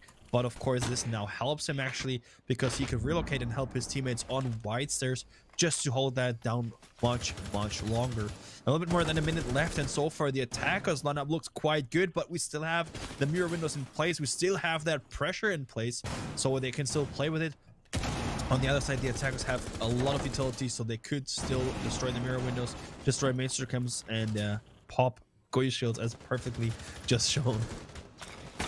There, let's see one of those Maestro Chems get destroyed. Mellow challenging a little bit. This is at least going to waste time. There is a Nomad air jab, I believe, still positioned on that flank watch. So Dead Inside not going to bother about it too much, but it is still a consideration that they need to take. That Ash charge, I believe, hitting the floor right next to where DG was playing, but doesn't do any damage to him, doesn't force him out of his position. This is really dangerous. I'm amazed his legs aren't exposed and being shot at by the attackers. I was going to see another ace charge, I believe, try and destroy that mirror window and actually get shot on out. And DG ready with the C4 toss as Johnny gets the kill onto Mellow. Starting to go for the plant by the bar. The C4 misses, and he's going to be successful. No, he's not. A beautiful peek by DG, who's going to be able to collect that frag. Nico pushing on down. Skitty gets his first kill onto Easy, and now with 12 seconds left to go, Emission's trying to go for the plant. Aizen is below. He's the last player left alive. He has a C4 available. He can deny this, but no, he misses the C4. It's now a 1 versus 4 attempt. There's 40 seconds still available for him to do this, but he needs to get something going now. He needs to start challenging those stairs with a Tsar on the flank watch. Downstairs, holding the rotation, gets the kill onto Aizen, and Dead Inside still holding on. The attacks here on Cafe are so strong. I mean, imagine there would have been a Maestro Cab left for the C4 to be assisted and getting that plant denied. Luckily, there was no utility there to call it off. No Echo Drone, no Maestro, Evil Eye, or whatsoever. So we are continuing to play the second map, and Dead Inside can continue to fight for their 2-0, right? They're not... It's not over yet. If they continue to win the next 3 rounds back to back, they will pull it off to go to overtime. But it's match point after match point for Sleepy Gang. Whenever they win the next round, we're going to a 3rd map. Full stop. Yeah. I mean, if we do find ourselves all the way in overtime, Dead Inside will be starting on attack. And, I mean, after seeing 2-5-1 attacking halves, you just have to imagine that they'd have the advantage there. And, like I say, if we do find ourselves in overtime, I think Dead Inside might be able to pull it off. Indeed. I mean, so far, we did see 2 defenses actually being won in total of these 9 rounds we've seen so far, which means 7 attacks have been won. I'm not sure if it's the players or the map, but it doesn't matter because whoever wins, wins. And so far, Sleepy Gang is on match point, sure, but Dead Inside continues to attack for the next 3 rounds, so they might still pull it off. I mean, nothing is for granted here, and I think that is the show. That is what we love to see. That is what the teams love to see, or at least the fans of the teams love to see. We love a big show. We love comebacks, but of course, you also love your team to win. So please, guys out there, tell me, who do you think is supposed to win? I hope that, you know, all the Dead Inside players are safe, because D just could have peeked into them, but luckily he didn't punch the barricade to peek into them. But please, ladies and gentlemen, everyone in chat, let me know, who are you guys cheering for? Starting to see this execute coming through from Dead Inside. It's a kitchen defense, but it's going to be a full map clear. Is actually Nico is going to lose a lot of HP here. EIZ with a nice peek. The Sledge now down to about 15 points of health after 2 or 3 shots from that TCSG 12. Despite the reworks and changes and nerfs it's still an incredibly powerful gun, and to be the Sledge who is going to need to open up all of this floor with lots of people shooting up at you, lots of C4s and impact nades going your way, this is a really dangerous situation to be in, as you are effectively 1 shot away from dying at all times now. We might not see as much of that soft floor getting opened up as we would otherwise, and that might impact how Dead Inside wants to go for the execute here. Next to radio, the Goi shield will be popped off, so the pressure from red stairs will be enlarged as well. But of course, the main pressure on this map, we know this map, will come from above as it rains down. Nades, impacts, whatever. Some things will fly up, some things will fly down, but you want to have that vertical gameplay enabled. And of course, we do see a mission. We do see Nico just getting that done, just to pressure down the defenders in their corners, into their unfavorable spots, and then of course shutting them down as you push onto the side. But let's not forget about this taking a lot of time you might need later on for your push, for actually clearing the defenders which are set up quite somewhere else, as we can see in Christmas, for example, or roaming. D just shuts down a mission and once again has now the chance to work with their opening frag, but 2 frags fall against them, and the diffuser could be punned as well. Kaiser goes crazy. EYZ though shuts Johnny down, and that's the diffuser dropped as well. 2v2 with 2 players from Dead Inside, low on HP. Skitty as well, but his life bot on high HP. Shut down from Nico onto EIZ. It's only up to Aizen if they want to continue winning this map and not going further, but Skitty doesn't give him a single chance. Dead Inside just proceeds to stay in the winning spot. Yeah, and that was an incredible round. I mean, we just saw 2 players from Dead Inside drop down the hatch, clear out Freezer, get the kills onto the players inside the site. Now, a nice E4 from the Goyo over inside of the long bar, over the top of the wall, right into where Johnny was going for the plant. A very good bit of utility usage there. You just didn't have the rest of the numbers to back it up. You couldn't get back into the site after that C4 had gone down. And it shows the importance of why you need to clear out those areas. But just the kills started mounting up again and again and again. And Dead Inside able to pull it back right at the end there. I honestly thought for the longest time that was going to be a Sleepy Gang round, just because of, I mean, Nico being on 15 HP from basically the first 30 seconds of the round to just the diffuser being lost inside of the site, and all of that momentum going to the players right at the end on incredibly low HP, but somehow Dead Inside able to make it work, able to stay in this game, staving off losing for yet another round. Indeed, and slowly the air is getting thinner and thinner for Sleepy Gang. I mean, let's not forget about it's their match point. Every round we've played so far, not of course every round, but most of the rounds in the last time are their match point. They could stop this any second. Aggression coming in from Sleepy Gang. They want to stop it. It does actually not land a lot and takes damage in return, so even trade in my opinion, but it just proves Sleepy Gang wants to end it. They do not want to get closer to a potential overtime. Mello continues actually to peek into the Christmas market, maybe even finding someone rappelling up for the sake of Dead Inside. Nobody is rappelling up there though.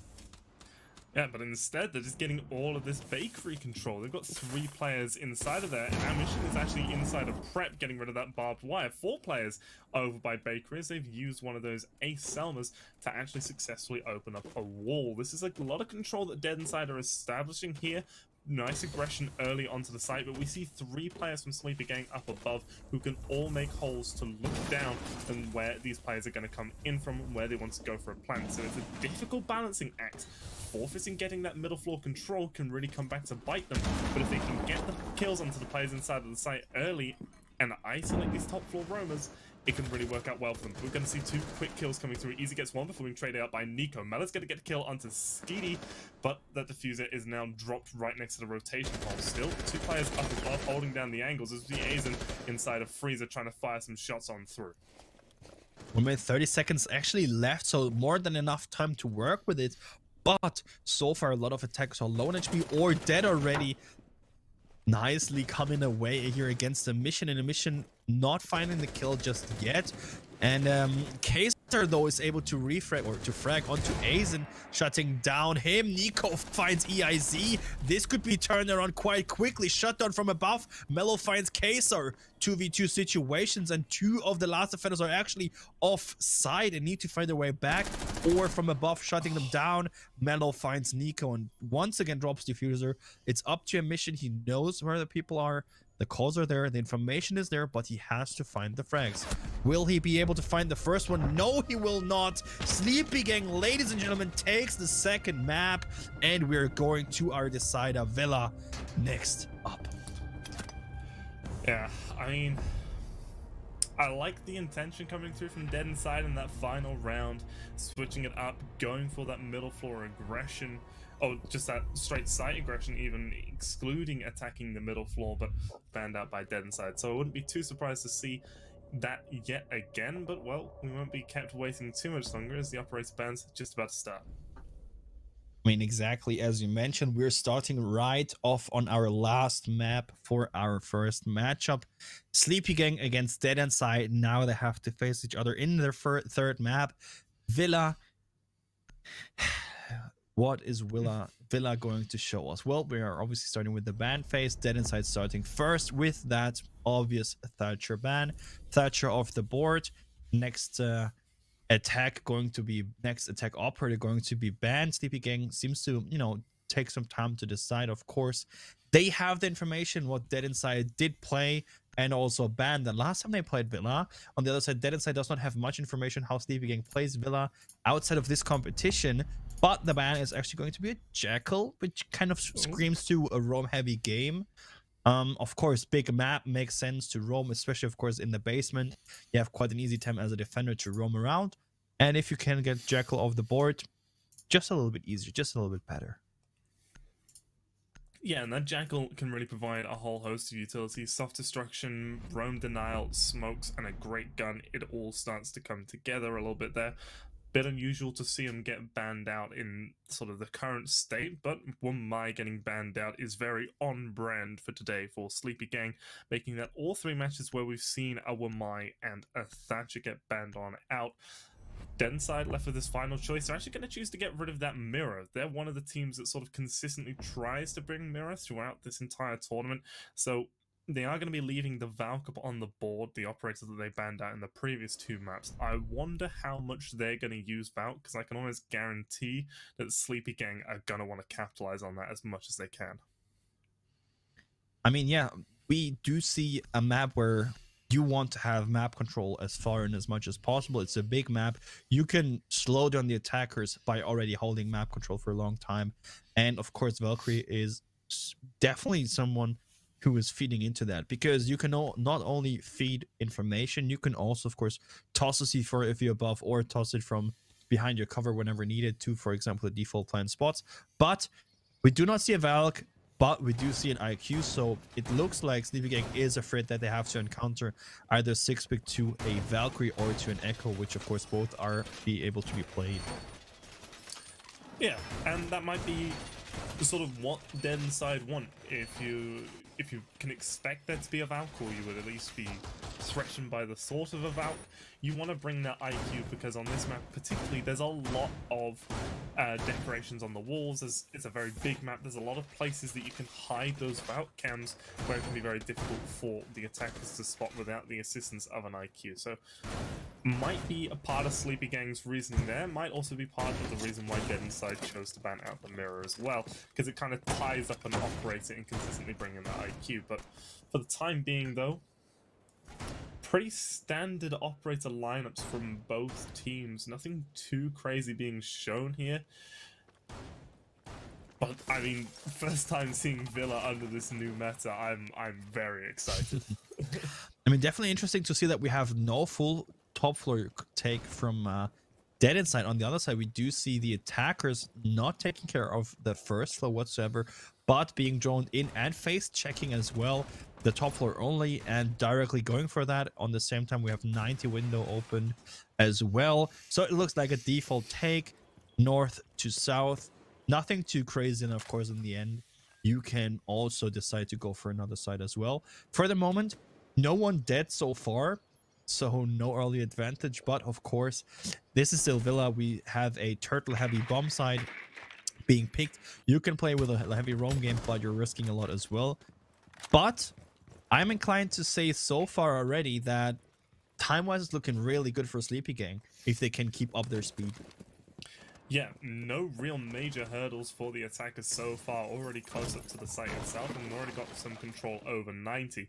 Big thing to note is, though, Dead Inside have 3 C4s. This is the first time we're seeing someone from Sleepy Gang try and clear out downstairs, and those C4s might come into play later on when they're trying to go for an execute if they're not being cautious about it. Emission is going to get the kill onto EIZ, so that's that IQ who was trying to get that downstairs control. Did get the mute jammer, which means that Vault Wall is now opened up, but now free roam downstairs for the defenders to use and play with those C4s. We already see a mission inside a piano, going to be defending the default plant spots. But Mellow, he's at the top of these red stairs. Oh, the timing!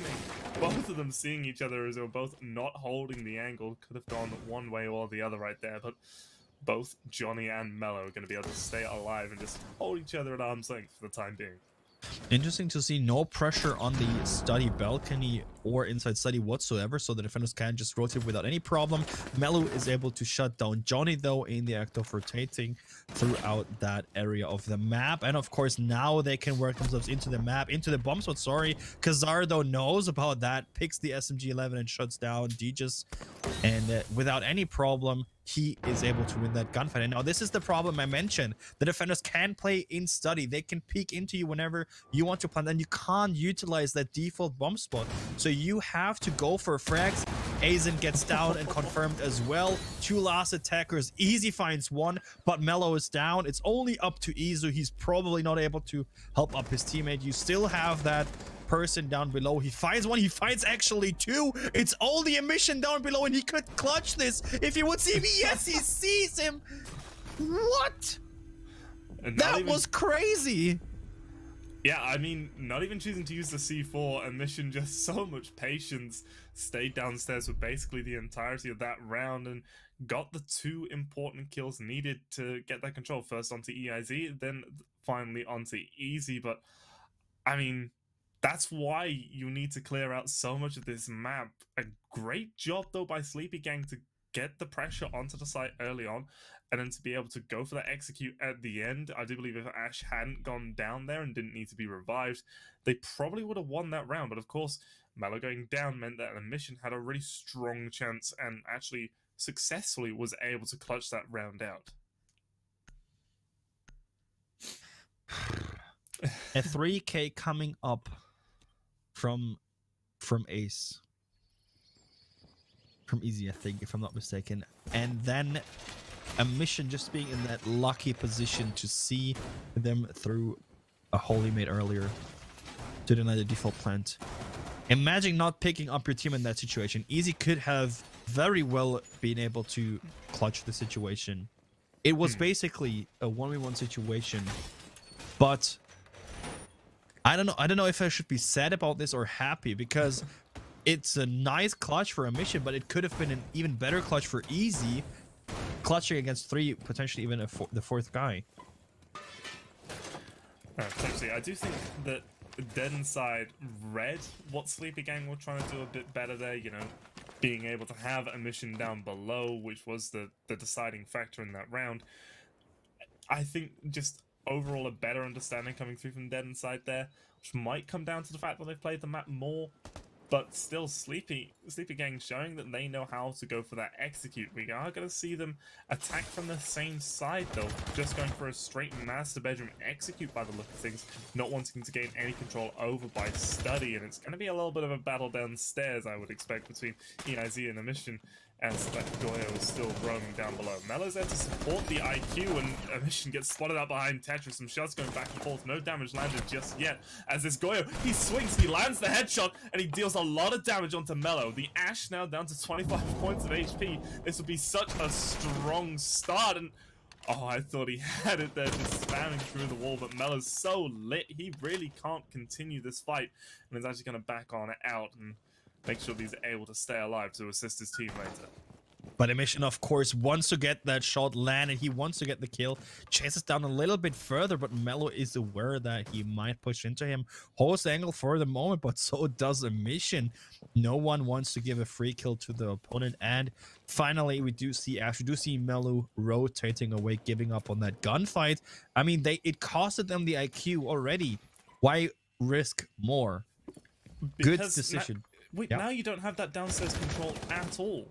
That C4 is going to be so powerful, and Johnny as well doing a good job being able to play close up on this wall, gets the kill onto Aizen. He's not pressured at all in his position.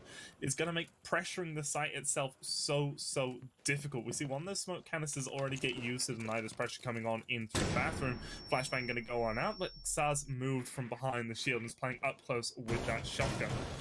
Ash round going to go on in and get rid of the Maestro cam, but I do believe Xaz got spotted out where he was with that shotty, so the second canister is going to go down to help keep him safe for a little bit longer. Now, Xar playing behind the shield that Ash actually tries to go for downs once again. As you mentioned, that C4 is gone already, but of course, Emission was deadly already downstairs, and he will remain to be deadly from downstairs onto Melo. Easy finds the frag onto Johnny, which means Maestros off the board. G just finds one for himself as well. And the push happens. D just finds just one more, pushing further and further. They're in the bomb site. Smoke canister coming out, Emission coming up. Astrostairs as well, but the diffuser will go down actually without any problem. Easy takes a lot of damage, or a little bit of damage in the act of running or crawling actually away. He seems to be aware of the positioning of Xar, and he finds the head as well. It's up to Emission, 1v2 situation, and of course they do have a crossfire safely in place. They only will pick, of course, if they need to. Emission not finding one, it's easy to shut him down. Sleepy Gang takes the second round. How was Sleepy Gang able to win that? That was a 2 versus 4, I believe. And Diju just clearing out the site, getting 2 beautiful kills onto the players there. Easy as well, collecting a 3k in that round in total. And, I mean, Emission, a little preemptive with that C4, might have costed them a fair amount of that round, but you can't take away from the beautiful work that he did to get the kill onto the IQ and the Ash down below. Don't know what happened with the rest of the players inside the site. They just lost their gunfights and paved the way for Sleepy Gang to be able to win that round, when really that should have been another dead inside victory when you've got the man advantage that skewed in your favor. I mean, the thing is, of course, getting the shot on Maestro, getting Maestro off it, and it looked like then we did see Sleepy just going with the flow.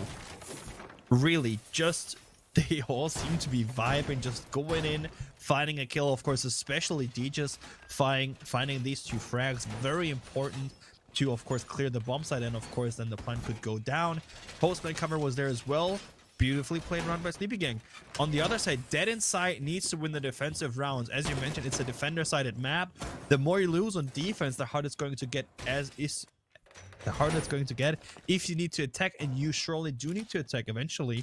So you obviously want to win as much and as many rounds in defense as possible. Well, Emission trying to play extra safe this time around. So we've seen him traditionally be on the floor below the bomb site, but now he's on the floor below the bomb site, aware that we're probably going to see the similar execute coming through. He's trying to wait for this IQ to jump on in. The drone is going to go down, but I don't know if it's going to spot him. It stops a little short. No, it does spot him out. Now he's wanting to get aggressive.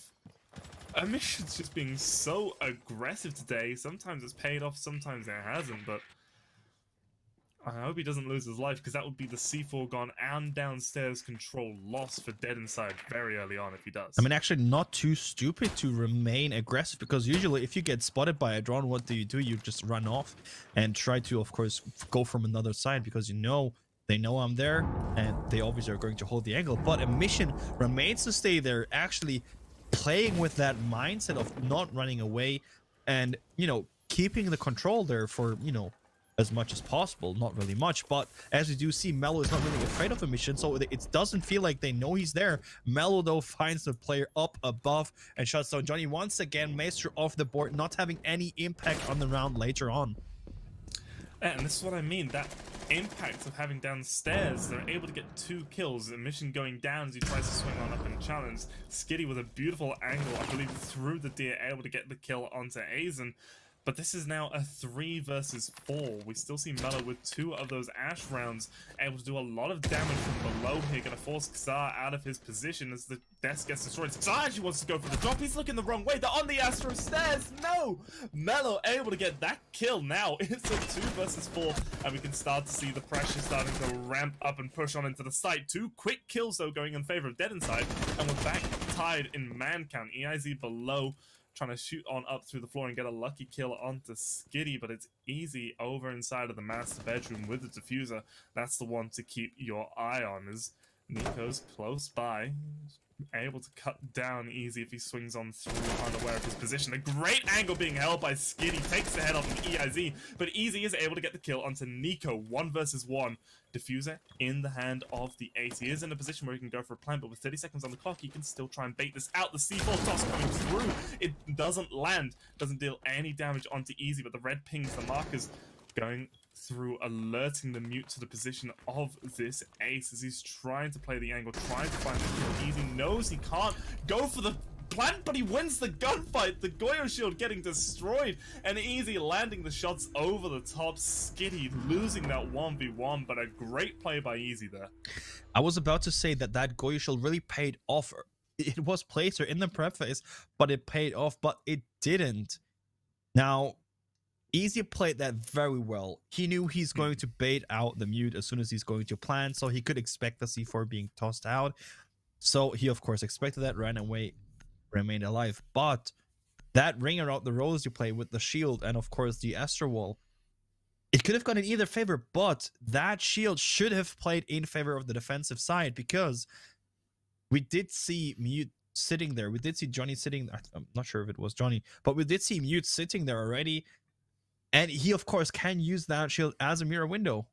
But it was actually Easy using that as a mirror window. So a little bit of a missed chance, but it's nothing too crazy for now. 2-1. So not a big difference between those two teams for the moment. But Sleepy Gang once again takes the lead and shows how you attack Villa. I mean, these rounds have been all easy. He's gotten 8 kills through these first 3 rounds. The only time he's died has been in the round that Dead Inside won. And that is just an insane amount of output. We are seeing a bit more of a balance showing coming through from Dead Inside, as everyone's around the same amount of kills, but Easy just head and shoulders above everyone else in the server today, or at least here on Villa. And that might be enough, because the rest of the players on Sleepy Gang are still showing up and doing a good job. It's just, again, just the sheer amount of work that Easy is doing to force them through these rounds, and that's going to be EIZ getting the opening frag onto Xar. The smoke gone in the first 15 seconds. You know, you guys, I know you guys, you don't want to hear it, but this is a mistake which should not happen. EIZ could actually get a second one as well if he's a little bit lucky, and Emission gets a little bit too aggressive. Emission wants to challenge that angle, but EIZ, the timing is not watching at the moment. Mellow finds Skitty, though, shuts down Melusi as well. One more of the defensive side of the board. I mean, Aizen was down, but could take himself back up. Mellow finds Emission as well. Mellow on 1 HP, but for the moment unstoppable. As soon as NiKo peeks into him, he is stoppable. Refrag is there, but still the advantage is heavily there for Sleepy Gang.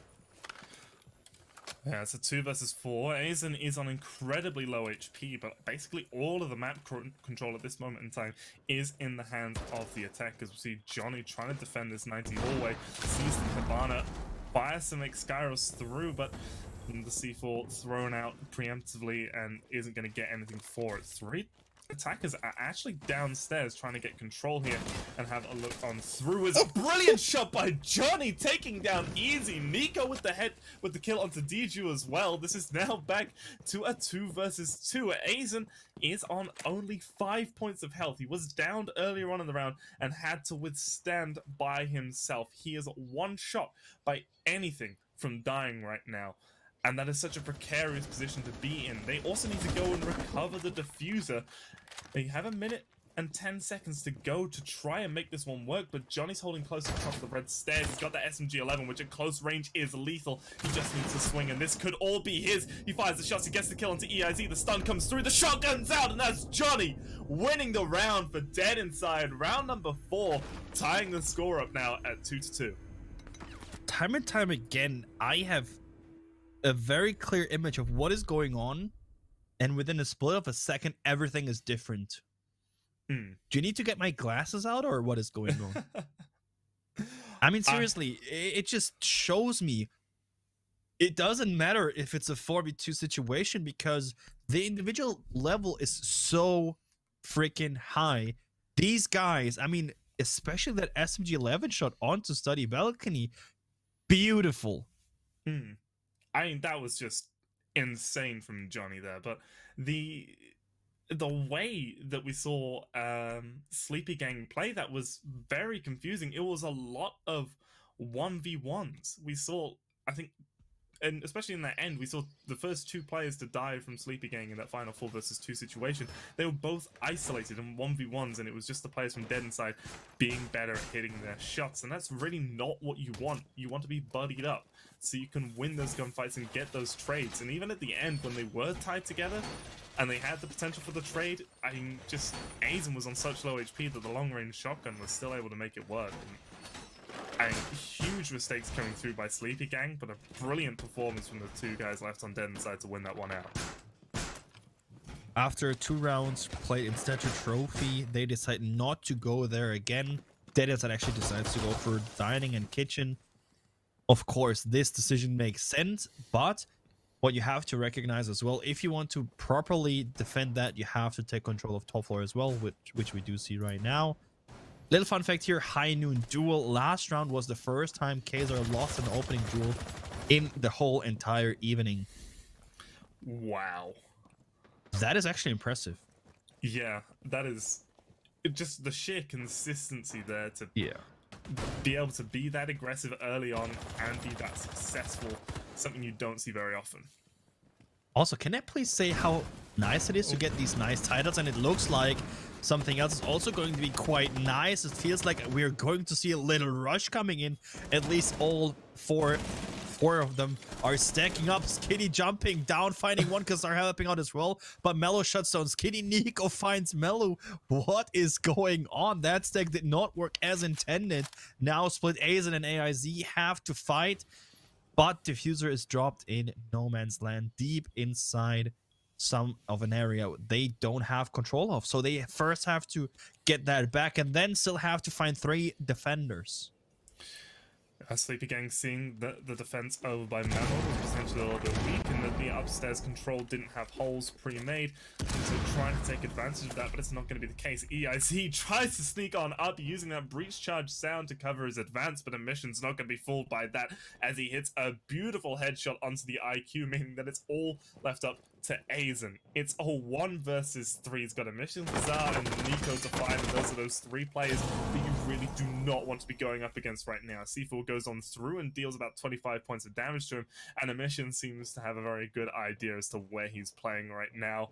Sophia is in such a difficult spot, doesn't have the diffuser, and Emission is just running around in circles waiting for something to happen. When the defenders can, of course, just play it off time. Aizen knows Legion is above. Of course, that Guman gave away his position as well, but he does not have a chance as NiKo actually holds the angle when Aizen pushes in. Beautiful angle, just highlighting that. And another round for Dead Inside, bringing us once again into a lead. This time round, it's Dead Inside taking the lead 3-2. And this might be the first time that the defenders have the advantage at the half, or the team that's just been defending has the advantage at the half. because it was a 4-2 in favor of the attack on Oregon, 5-1 in favor of the attack on Cathay. We are seeing a 3-2 here. Silver, do you think that we're going to be able to see Sleepy Gang win this round? They are attacking Statue Trophy again.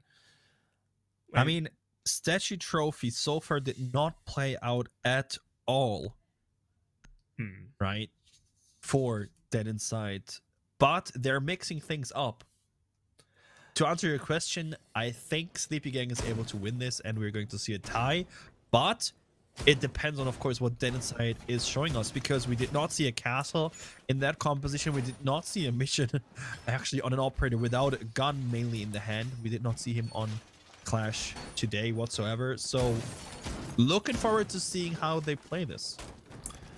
Yeah, I think we have seen them do something similar before. They play around the bathroom area with this Clash, and it gives them the potential to slow down any pressure that's coming through there, because that has been one of the areas where Sleepy Gang have wanted to aggress, coming in through bathroom relatively quickly with that Hibana, trying to challenge onto the players on the backside of Astro, and just having the Clash here does a good job of slowing you down, and the castle barricades waste utility and give the Clash a little bit more time to respond. I mean, the one question I have, and I think I kind of can explain to myself already, but the thing is, why do you put a mission on Clash? A mission having a positive KD, I know you need to switch things up to defend that bomb site successfully, but not sure if it's actually, you know, the way to go if you put a mission now on an operator without the gun mainly in hand, but NiKo downstairs. I mean, NiKo did prove today that he's fragging whenever needed most of the time, but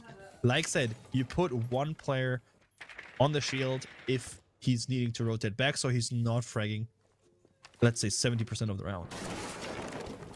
I mean, that SPSS and G9 is an incredible gun, and if you got it up and you know where your attackers or your opponent's coming from, it can really do work for you. But for the time being, he's going to have his shield up, and that's going to be Xart to go down first. There is potential to get revived, but no, he actually gets finished off by Aizen. That's Aizen's very first kill here on Villa, as Johnny, beautiful one-tap, takes the head off of Easy. That's the ace gone. They've already used some of that hard breach, but we also have Diju available if needed to open up a little bit more of those reinforced walls.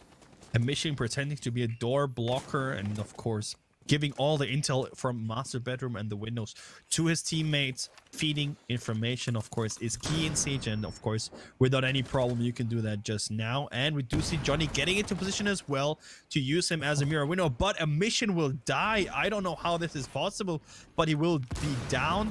Maybe the kill confirm will come out. No, it will not come out, but Melo at the same time decides to go for a different approach. NiKo shuts down Aizen, I'm sorry, but Clash will be shut down as well.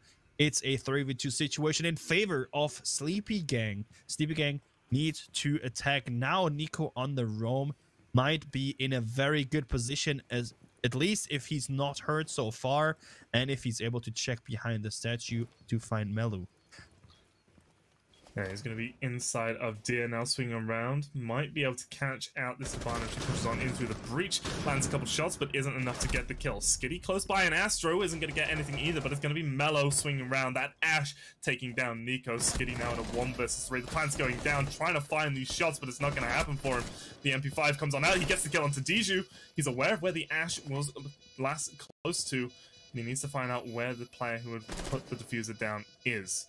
Swinging on round, trying to challenge and find out more. He could potentially find himself in a little bit of a safe spot here to go for the disable. These last two attackers are going to have to rush on round and try and clear him out. He gets off the disable and he tries to go for it. He gets the kill onto EIZ. It's going to be Melo to get the kill onto him, and Sleepy Gang tying us up 3-3 through this first half on map 3 Villa.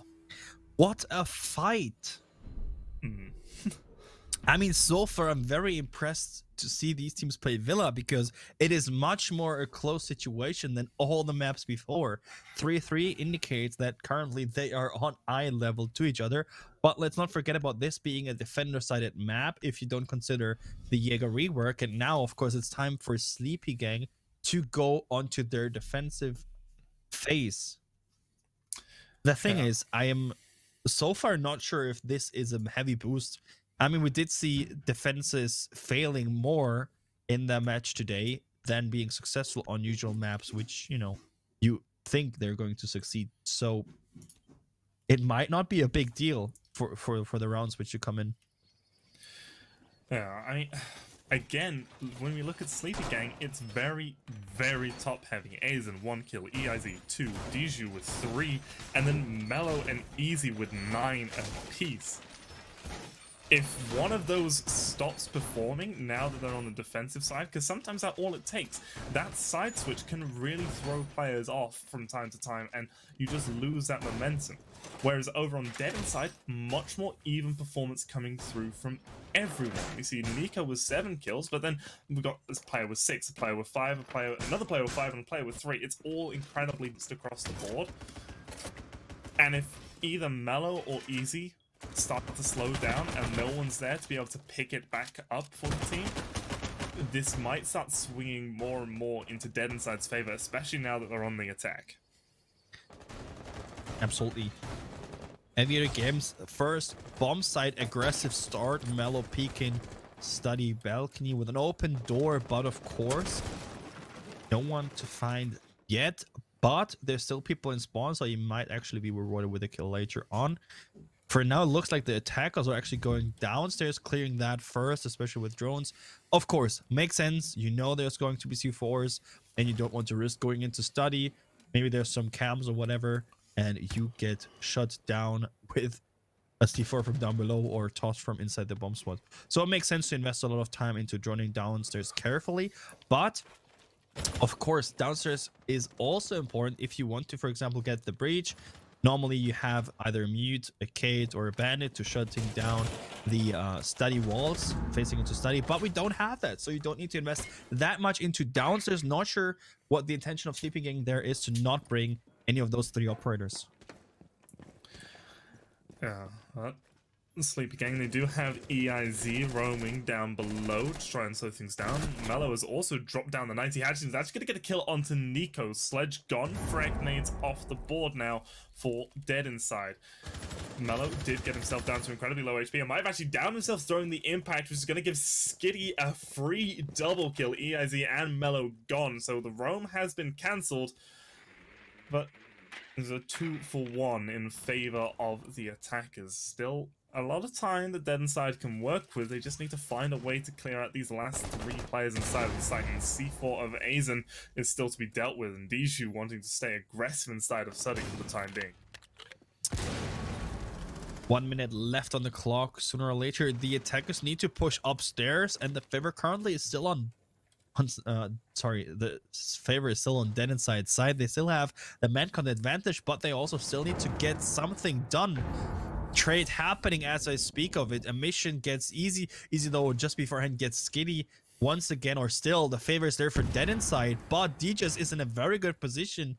Elamine giving away, of course, the push into study door, but Djus has that gun in hand, the Scorpion, to find not maybe 1 but also 2 kills as they push up main stairs. So far I don't think he has been droned yet, or that the attackers fully know that he's there.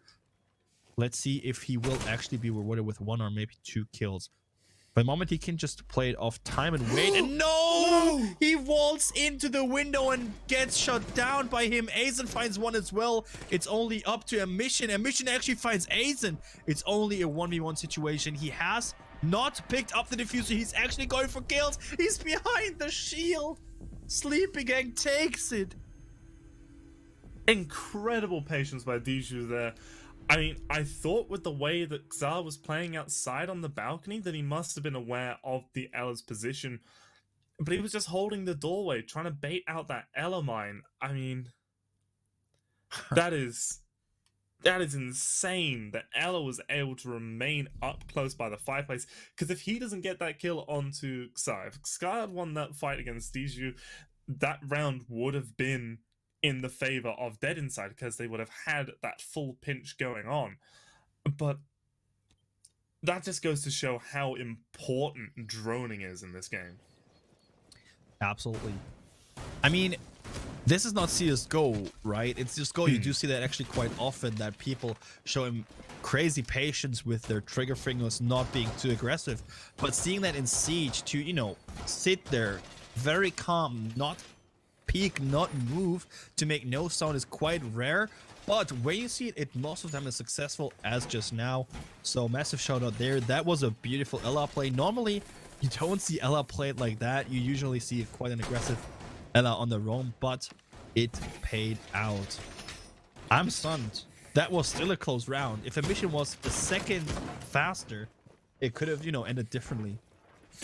Yeah, I mean, maybe if you just shot the shield and tried to go for the plant, potentially could have worked, because that Ela was sitting right up on the shield, would lost a lot of HP and been caught in the flames if that had happened. But it's easy to speculate what might have been. But I mean, for now, Sleepy Gang have the round advantage. Wouldn't be too surprised if Dead Inside are able to pull it back here, and we see ourselves staying at an even scoreline all the way through. And Mellow, though, trying to do his best to not let that happen, as he's going to get the opening frag, a kill onto Xar. I'm not entirely sure where that went down, but the IQ eliminated early on, and Emission going to fall as well, as he's trying to get aggressive early on the Astro stairs.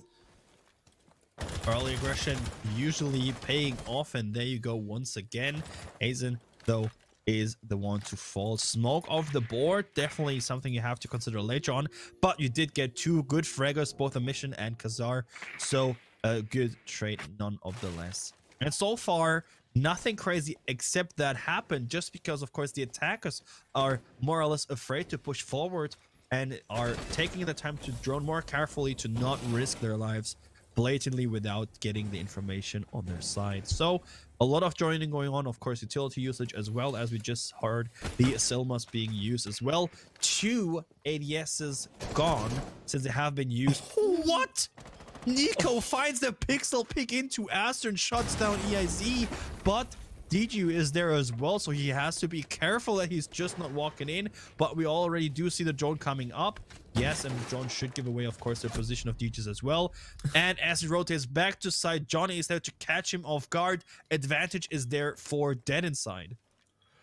Yeah, it's a 3 versus 2, although with Easy and Mellow left up, the two players who have been so pivotal for Sleepy Gang throughout these first 7 rounds, I'm not willing to put it in the favor of Dead Inside just yet, especially Easy getting that first kill of this last bit onto Johnny. Turns his back, and at just the wrong moment, he is protected from the angle, so Skitty won't be able to get that kill, as NiKo's getting caught in that Banshee. Easy might be able to catch him off guard, swinging round right into Skitty's waiting arms.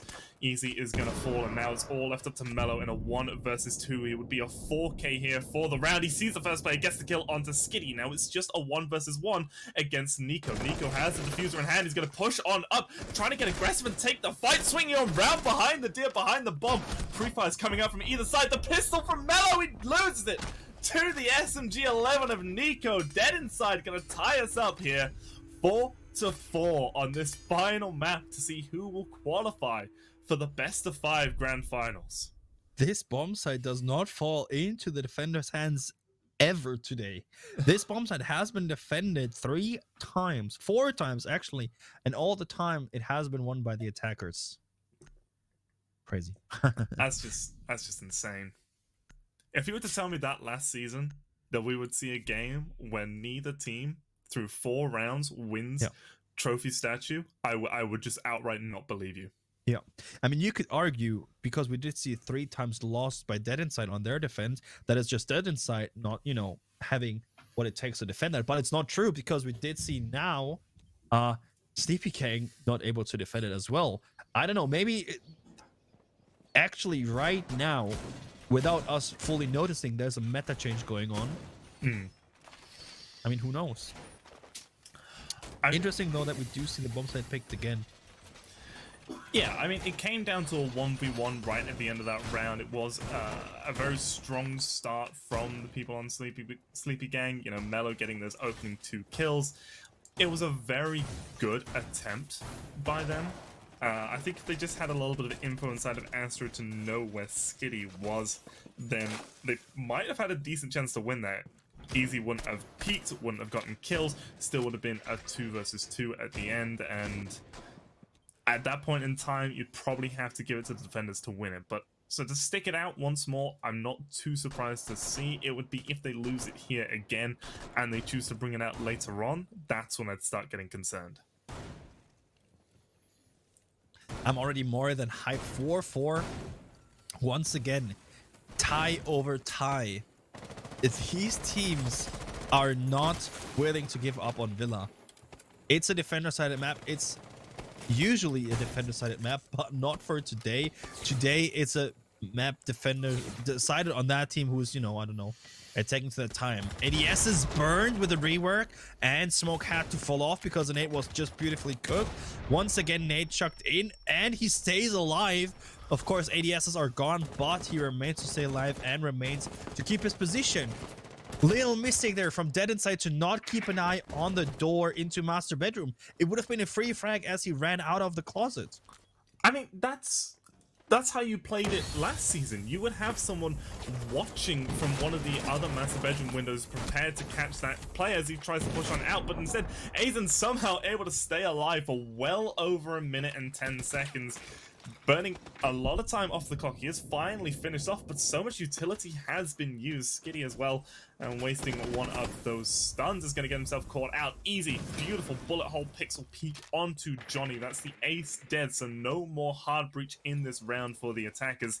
Although I did hear one of those other Selmas going off, potentially opening up that main breach. Still though, Sleepy Gang in a very good position now. Time's already pretty low, and hard breach is gone from Dead Inside. Now they do still need to push quite forward from Dead Inside side. For example, Astro, the shield has been blown, but they also, of course, need to get control over that, or at least shut down the player in that. They have a lot of people investing their time into it. Maybe even dying. Yes, they find EIZ. Nico finds EIZ. That's him shut down as well. They can work even further and deeper. Now they have mainly the connector between the two bomb sites. And, of course, that is massive pressure onto the guys living actually still in the bomb site. Beautiful angle from Mellow once again, finding the head of Kassar, taking it off right immediately, but Crossfire throughout the skylight. A mission finds not one but two. It's only Diju in a 1v3 situation. C4 going out, finding Nico as well, but still two more to find.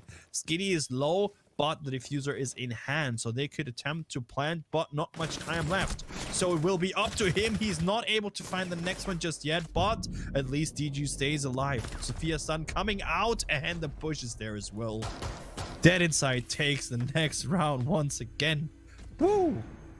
Yeah, did a great job being able to get that final kill. I mean, Mellow playing around that DS site, normally so small and claustrophobic and very, very exposed to a lot of the angles that the attackers want to use, but he's on 14 kills. Easy's right behind him with 12, but it's the other three players on Sleepy Gang that aren't really showing up. One's on 5 and 2 are on 2. It's Diju with 5, EIZ and Aizen both with 2 kills apiece. It's really not the output that you need if you're going to be doing well in these rounds. They need to show up and have a lot more impact. Can I just mention or highlight once again a statue trophy round being lost? Mm-hmm. It just ties in once again. Anyways, we're heading back to Aviator Games. That only bomb site so far Sleepy Gang was able to pull off. And they do need to pull it off once again because it's now Dead Inside's lead. The next round for Dead Inside, and they're on match point. Then, of course, Sleepy Gang does not want to let that happen, obviously. But I think one thing to highlight here, I don't think Diju is able to pull the Ela trigger finger discipline off again in study. So they do have to be now more successful by actually holding the map and keeping the map control. Yeah, that was, as you mentioned, like the big thing the previous time that Sleepy Gang defended here. That's what gave them the round, and I mean, Xar at least isn't going to be making that mistake again. He will at least make sure that study is clear before he pushes through, and well, Dead Inside, they only lost it due to time because of that mistake. Otherwise, things were looking very good for them. So I wouldn't be too surprised if we see them do well again here. I'm not going to go as far as to say that they'll be able to win it out, as we are seeing a little bit of a switch up from what Sleepy Gang are doing as well, having Mellow on a very extended roam early on, not just EIZ. So potentially Sleepy Gang will be able to draw this game up again and win this round, taking us to 5-5, and we'll be going even scores all the way to overtime. it would at least show us how crazy this matchup already has been and will continue to be. So far, Dead Inside is in the lead, but this next round, like I just mentioned, is the bomb side Sleepy Gang was able to pull off. So let's see if they're able to pull it off once again. Bottom floor control is actually there quite heavily, but they're getting drawn quite already, so they have to fall back by a bit for the moment. And as they do so, Mission is able to shut down EIZ. No chance for him to get off alive, to get away alive. Massive factor now, because now they have more freedom in actually getting the bottom floor control. And of course, they know one other person is off the bomb side, so maximum 3 people on side. They could decide to just heavily focus on side now. Yeah, and Nate's starting to come up, dealing a little bit of damage onto Easy as Utility's getting burned and caught by those ADSs. Xar might be able to catch a line of sight onto the player over by the top of main stairs. There's going to be a Mission waiting patiently. He actually went for it aggressively. Last time we saw him, he was waiting patiently on those pantry stairs, and I assumed he'd stay there, but no, hunting down Mellow like a bloodhound on the trail, able to get that kill. Xar, using that ARX, gets the kill onto Dijou, and the C4 going to come on out from Aizen. Gets Skitty down, but it's still a 4 versus 2 in favor of Dead Inside. We've seen these 2v4 victories come out, but I think a 1v4 might be a little too much for Easy as you see Aizen drop next. It is a smoke inside of the site, explosions going off all around, just chipping away at his HP as he's trying to hold down the site. Drones spotting him out. There's 2 of them there, calling out his position. The shots coming through from behind him, beneath the Goyo shield getting popped. He's forced all the way back inside of Vault, having to pull out the shotgun. Smoke canisters are still available to be used as the time starts to go down, but Johnny's actually getting the plant down successfully behind the bar, and this round is almost entirely over. Just last Goyo shield kill for Easy, and then Nico to finish him off. So that's now going to be match point for Dead Inside. Beautiful, beautiful round. Not gonna lie, but match point for Dead Inside against Sleepy Gang. After the second map, after seeing Dead Inside play Cafe, I would have not guessed to see this happen. I thought, well, Sleepy Gang just woke up, but I think now on the third map, both teams are fully awake, and we could still go to overtime. I just want to highlight it once again. This is still a defender-sided map, and we are nowhere close of done yet. So far, this match has proved to me, even situations where you need an ace, someone can pull it off. Even where you need the 4v2 against you to be won, you can pull it off. So, once again, Sleepy Gang is under pressure, but Sleepy Gang knows that they can pull this off. I don't know why, but I believe in them. I mean, I think this might just be a little bit too much for them. They're going down to living room, reading room. This is pretty risky. It's not normally team's tertiary site. Typically there is still that kitchen dining area, so to go over here, I mean, maybe Sleepy Gang have a really nice strategy. There's something we've not seen before, and it'll, you know, be very impressive to witness. But just given how strong the attacks have been, I mean, 6 rounds have been won by the attackers in total here on Villa, to only 4 won by the defenders. That just goes to show how powerful it is on attack at the moment, and we are actually going to see a rush coming through. They're just already inside of Library trying to go for the plant. EIZ gets the kill on Xar as Johnny is actually planting a smoke around him and going for a plant inside of that. Easy gets a kill onto Nico, so it's a 3 versus 5 favor of the defenders as Melo's pushing on in, just completely unaware of Skitty's position. Skitty gets 1. A Mission and Johnny now left alive to try and pull us off. It's just a Mission. It's a 1 versus 4. Diffuse is down, but a Mission can't actually see it from his position. He needs to swing on around and try and get some of these kills. So whether someone's actually in this corner, he's going to lose the fight to Mellow though, and Sleepy Gang winning, I think, due to just the rush coming through there, Dead Inside wanting to get it over and done with quickly, but I mean, still keeping themselves in it, not crumbling at what could have been the final hurdle. I mean, not only that, they were faced against a plant in a rush situation, and they were able to, I mean, you did see no one was blatantly rushing into side. They were all calm. They were all thinking about, okay, how can we collapse back into our own bomb site? How can we get the controller back? And then they push in one after another. but still pushing in together from same angles or different angles at the same time, just showing even though they're rushed at, even though they lost control over their own bomb site, they were calm enough to get the control back and win. One round before we go into overtime, or before Dead Inside takes it all and proceeds to our grand finals as the winner.